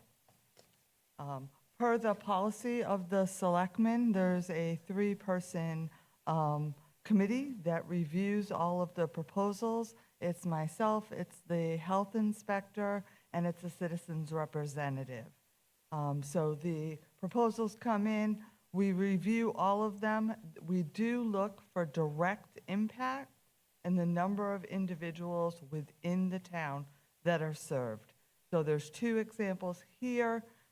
Meals on Wheels, they serve 54 residents presently in Litchfield.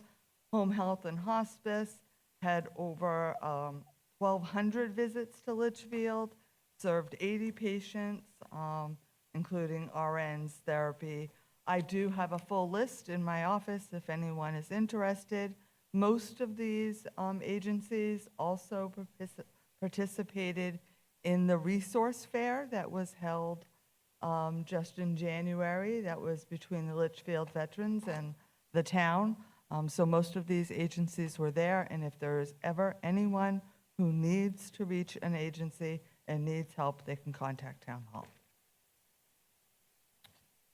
With that, do we have any questions or comments on Article 17?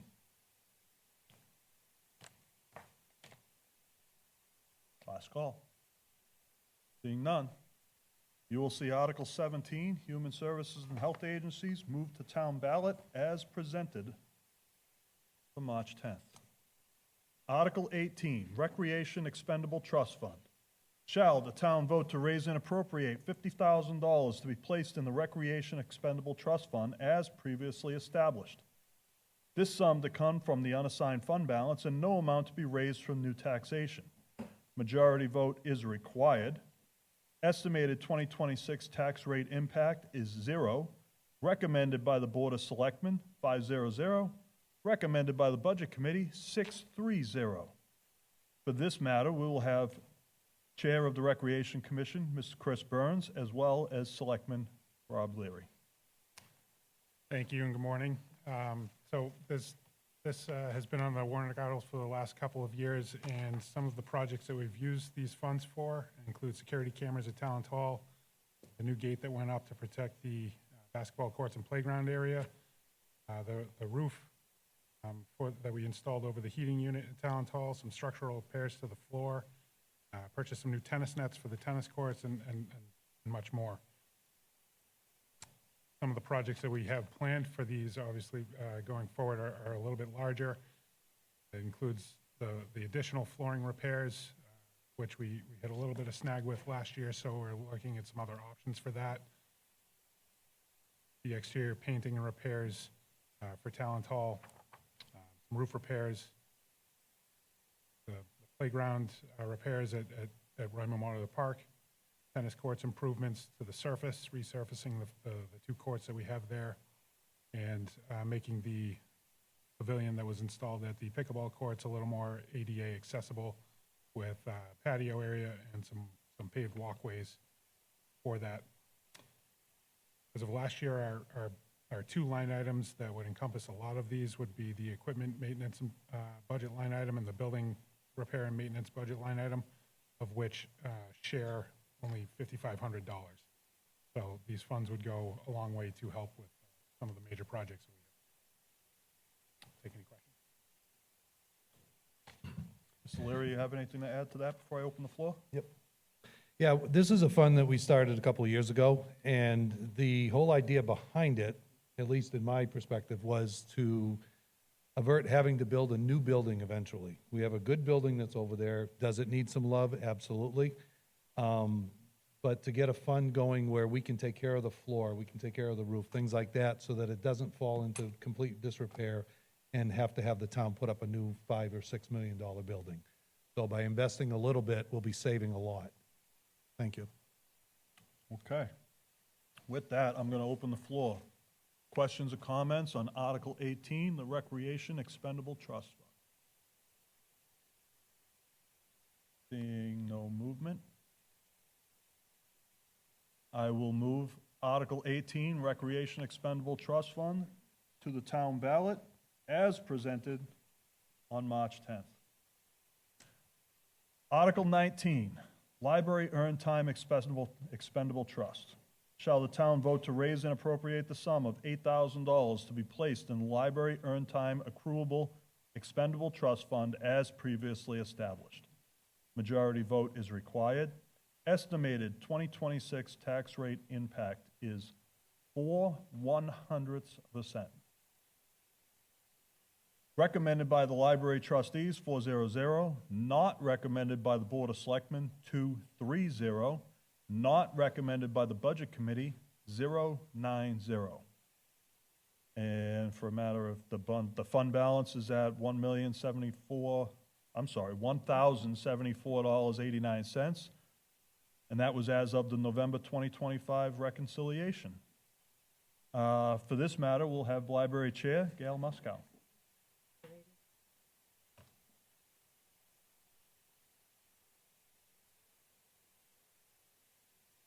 So the Library Earned Time Expendable Trust is a trust that we've had for years.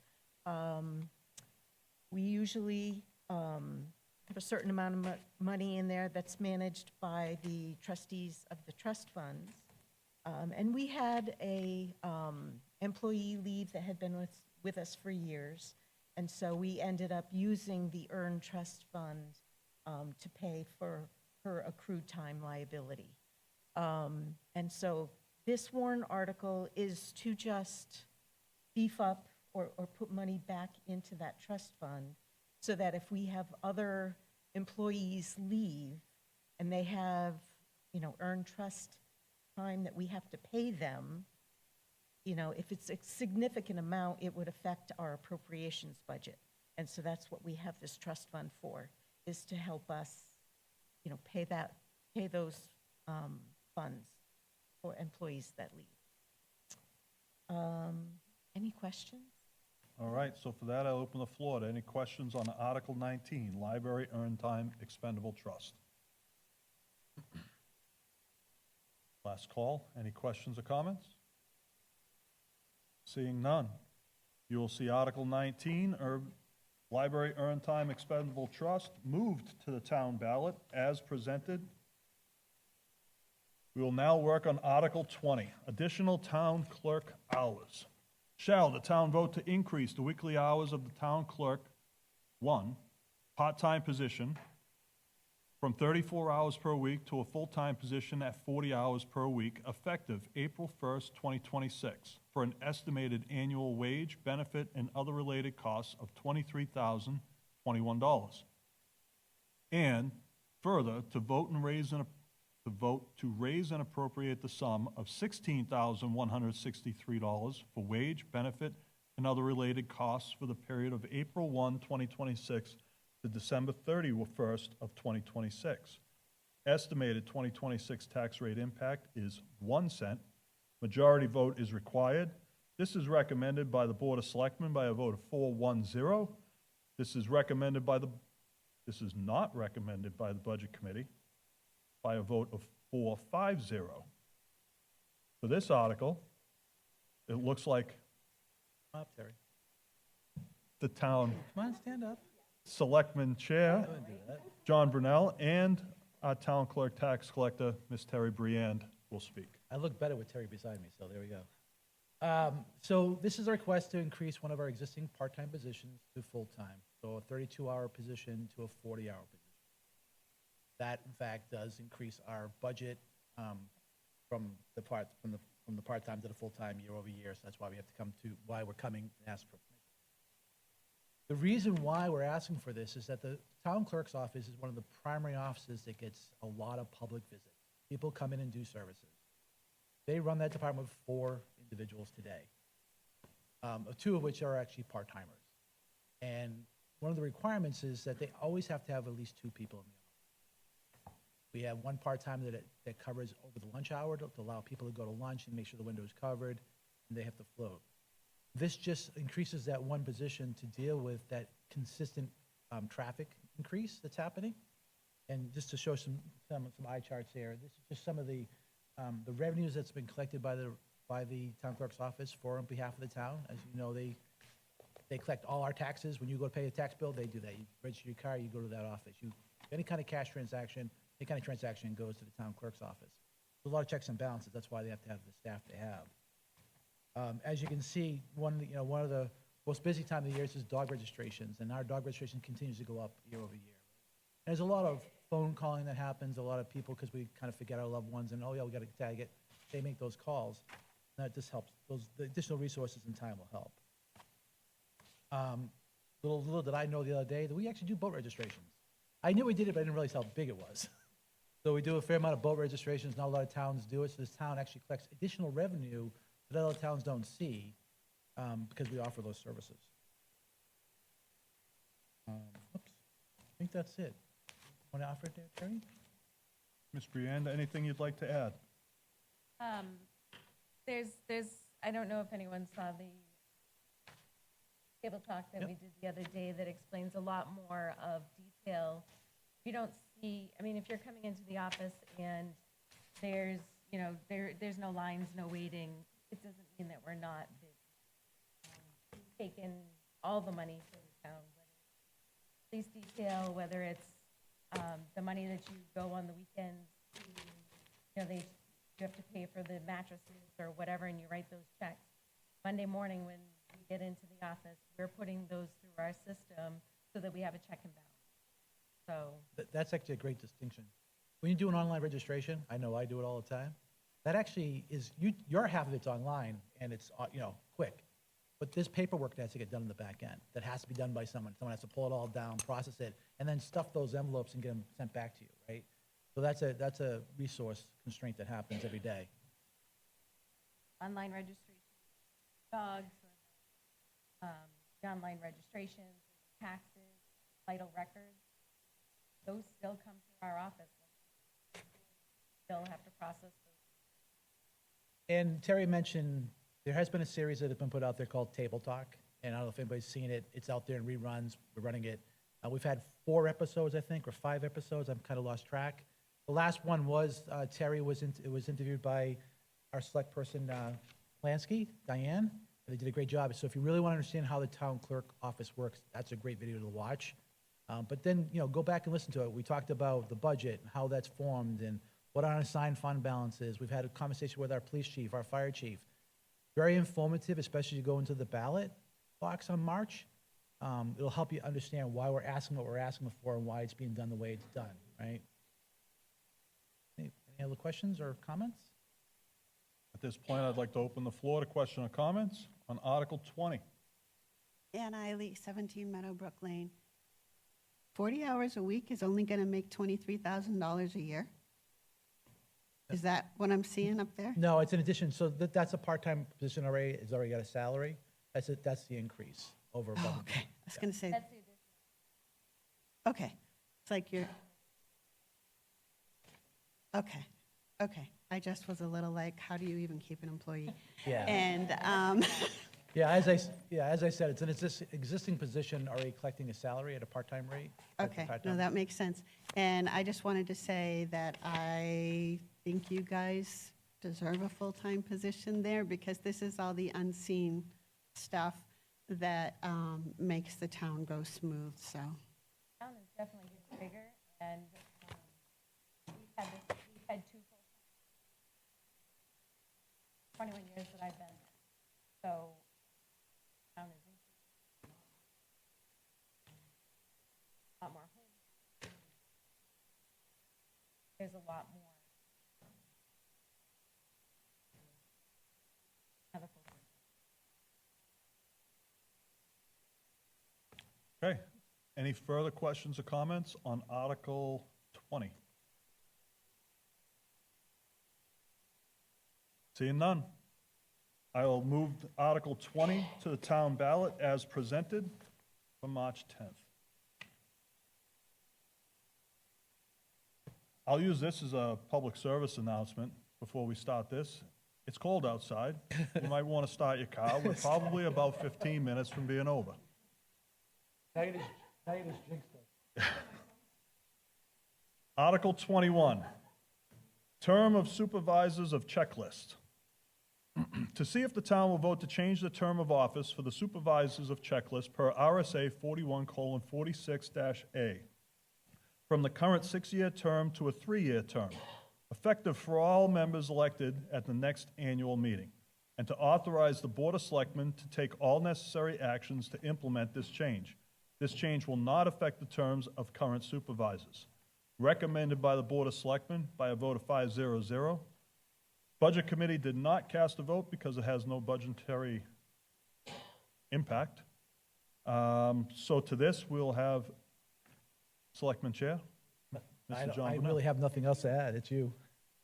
There's I nothing else to add. I don't know what you want me to add, other than 6 years is a long time to expect somebody to do Yeah, I one think position. that's, yeah. And we may actually be able to get more people to do it for a 3-year term instead of a 6. That's about all I got to say. Any questions or comments? Last call. Seeing none, Article 21, term of supervisors of the checklist, will be moved to town ballot as presented. Last article, petition article number 22. Shall the town vote to adopt the following policy to protect the privacy rights of residents under Part 1, Article 2-B of the New Hampshire Constitution, effective immediately upon passage. The town of Litchfield, its offices, employees, departments, boards, committees, and agents shall not collect, maintain, retain, or disclose any medical or health-related information, including but not limited to vaccination records, health histories, diagnosis, treatments, or veterinary records pertaining to any resident, minor child or of a resident, or pet owned by a resident without the explicit, voluntary, written consent of the affected individual or legal guardian. Within 90 days of the passage of this article, all town departments and agents shall identify and permanently destroy or delete any existing records containing medical or health-related information described above that were collected without such explicit written consent. This policy shall apply to all town functions, including, but not limited to, the schools, to the extent permitted by law, animal control, health officer activities, transfer station, recreation department, and any contracts or data sharing agreements with third parties. Violations of this policy shall be addressed through existing town compliant procedures, the New Hampshire Right to Know Law, RSA 91A, or any other remedy available under state law. This is not voted on by the selectmen or the budget committee. This is, the presenter, I believe, is you did the article, correct? Yeah, Eric Olson. Mr. Eric Olson will speak to this matter. Yeah. So this came about when I discovered that the town is collecting data from veterinarians and putting it into the Avatar Associates database, which that's the company that assesses your property value and publishes that information. And this is done essentially to make it more convenient to enforce a dog license. And that might sound like kind of a trivial thing. Why is it important? If we can throw out one of our basic rights that's ensured by the state constitution over something as small as making it easier to charge somebody for a dog license, what won't we throw it out for?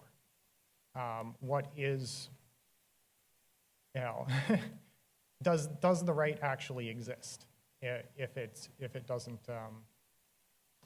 apply when it's inconvenient? Ready? Yeah. All right, so Take I'll any open the questions. floor to questions or comments. Questions or comments on Article 22? John Brunel, 6 Bear Run Drive. Just a quick correction. Mr. Olson stated that Avatar has access to this data. We use an Avatar application called Clerk, which is a clerk application that is completely in-house. Avatar does not have access to this data. That is our data. It's town-owned only. So when I was taken to court over this, over the dog license issue, which I intend to appeal to the state Supreme Court and challenge on the grounds that it violates the Article 2B. In that proceeding, the witness that the town put up said under oath that Avatar Associates was the source of the information being used. Avatar Associates is the application that is the source, yes. But it's not Avatar doesn't have the data. That's the only correction I wanted to make. That data is kept in-house, in control.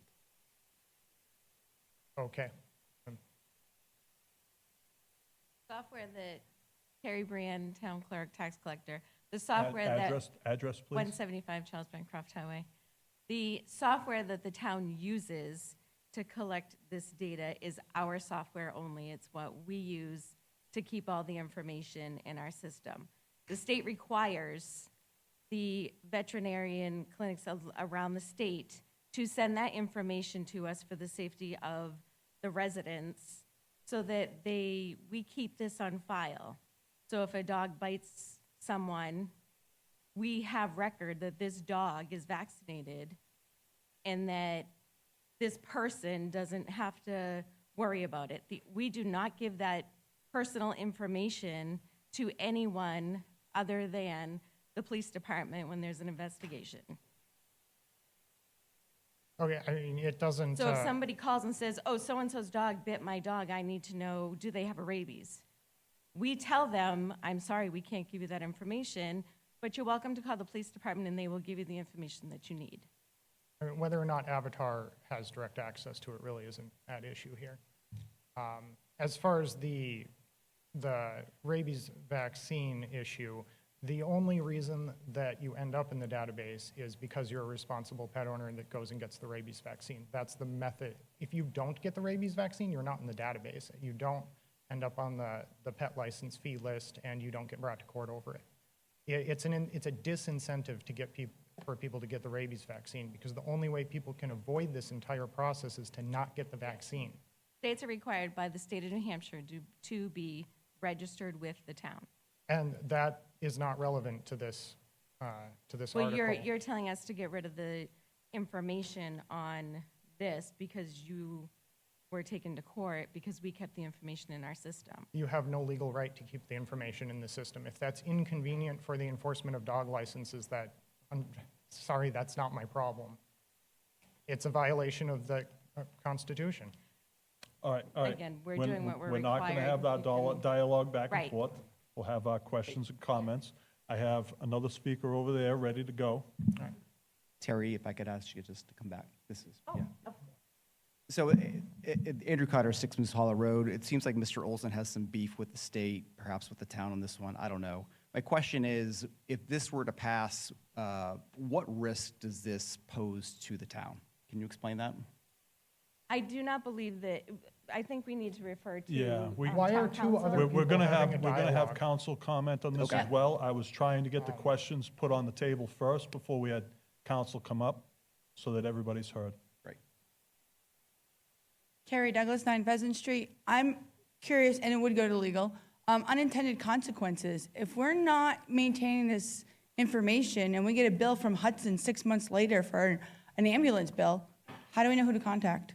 So is that going to affect the ambulances and the other items because it falls under medical and treatment? Like, what are the unintended consequences that result from this as well? It's because this is not going to just affect pets. If this is all medical, what other ways are we going to harm the town? Well, So- HIPAA should cover most of the non-pet medical. It has been brought to my attention that that some places are collecting health data from apps that students use and things like that. Well, I don't know I that wanted to that ask would- the Whoa, whoa, whoa, legal whoa, whoa, team. whoa, Thank you. whoa, Whoa. No, just, this is a personal opinion and interpretation. I'm asking the moderator for legal. Like, I get you have a very strong opinion on this. I just legally want to know where we stand if this passes. I also legally have to give him 10 minutes to present his article because it's a petition. All right, 10 So we're working through this now, and we'll get to that point. I will address Next the question about, can I address the Oh, question go about ahead. who to contact? Even if you get a dog license, you still have to put the little tag on the dog, and if you don't put the tag on the dog, or a name tag and phone number or address or whatever, as almost everyone does, you wouldn't know who to contact anyway. So nothing about either the dog license law or about keeping this information gives you a way to contact people. Aren't they microchipped? If my tag falls off in the woods, your animals should be microchipped. They could still locate you. Yeah, my dog's microchipped too. Next question. I have a question, it's probably going to have to go to legal. Does HIPAA protect animals? No, I don't believe so. I'm not a lawyer, but I don't think HIPAA so. protects people's health Yeah. information. Yeah. I would think. So I'm not sure where HIPAA. This isn't related to HIPAA. Oh, I thought it was. No, I said that because people were asking about the implications for some of this other stuff. Most of what this covers would be protected by HIPAA already, Not for dogs. not for dogs. People. Harry Brand, Town Clerk, Tax Collector, 175 Charles Bancroft Highway. The dog tags, I just want to state, they do have the information for the town clerk's office on them. They have a number on them, which is in our system, the Avatar system that we keep in our office. So it has our phone number, and it has a number for that dog on them. Okay, at this point, all right, just so you know, we're going to have council come up and speak on this article as well. So Yeah, I just wanted to, Ray Peoples, 205 Charles Bancroft Highway. Thank you. Just ask a really quick question. You realize that Eric, do you realize that this policy would impact the schools? And I believe they're required with the Department of Education to maintain the vaccination data. It specifically addresses that. It says to schools to the extent permitted by law. Including but not limited to the schools, yeah. Yeah. Because I know that there's things that the town can't do about that. Okay, thank you. Okay, so at this time, I would like to invite our attorney, Mr. Driscoll, to the podium.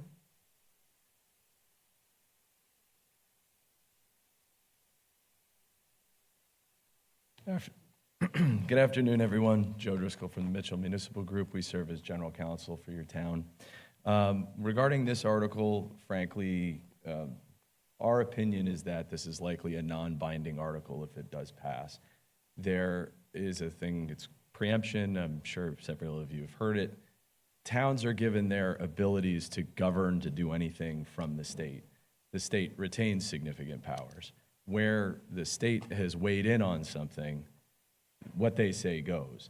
There are certain situations where you can make things stricter, but when we're looking at an article like this that implicates so many different statutory constructs, there's a reference to 91A in it.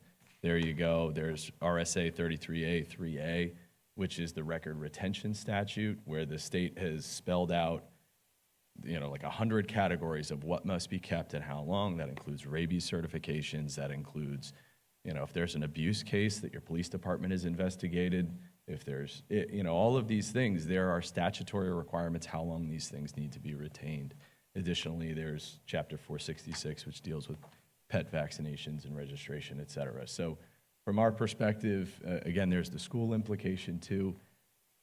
With how broad of a net this is, we would just see this as a non-binding article if passed because of all that preemption. The state's weighed in. The state's made these statutes that govern what the town's supposed to do with management of its records.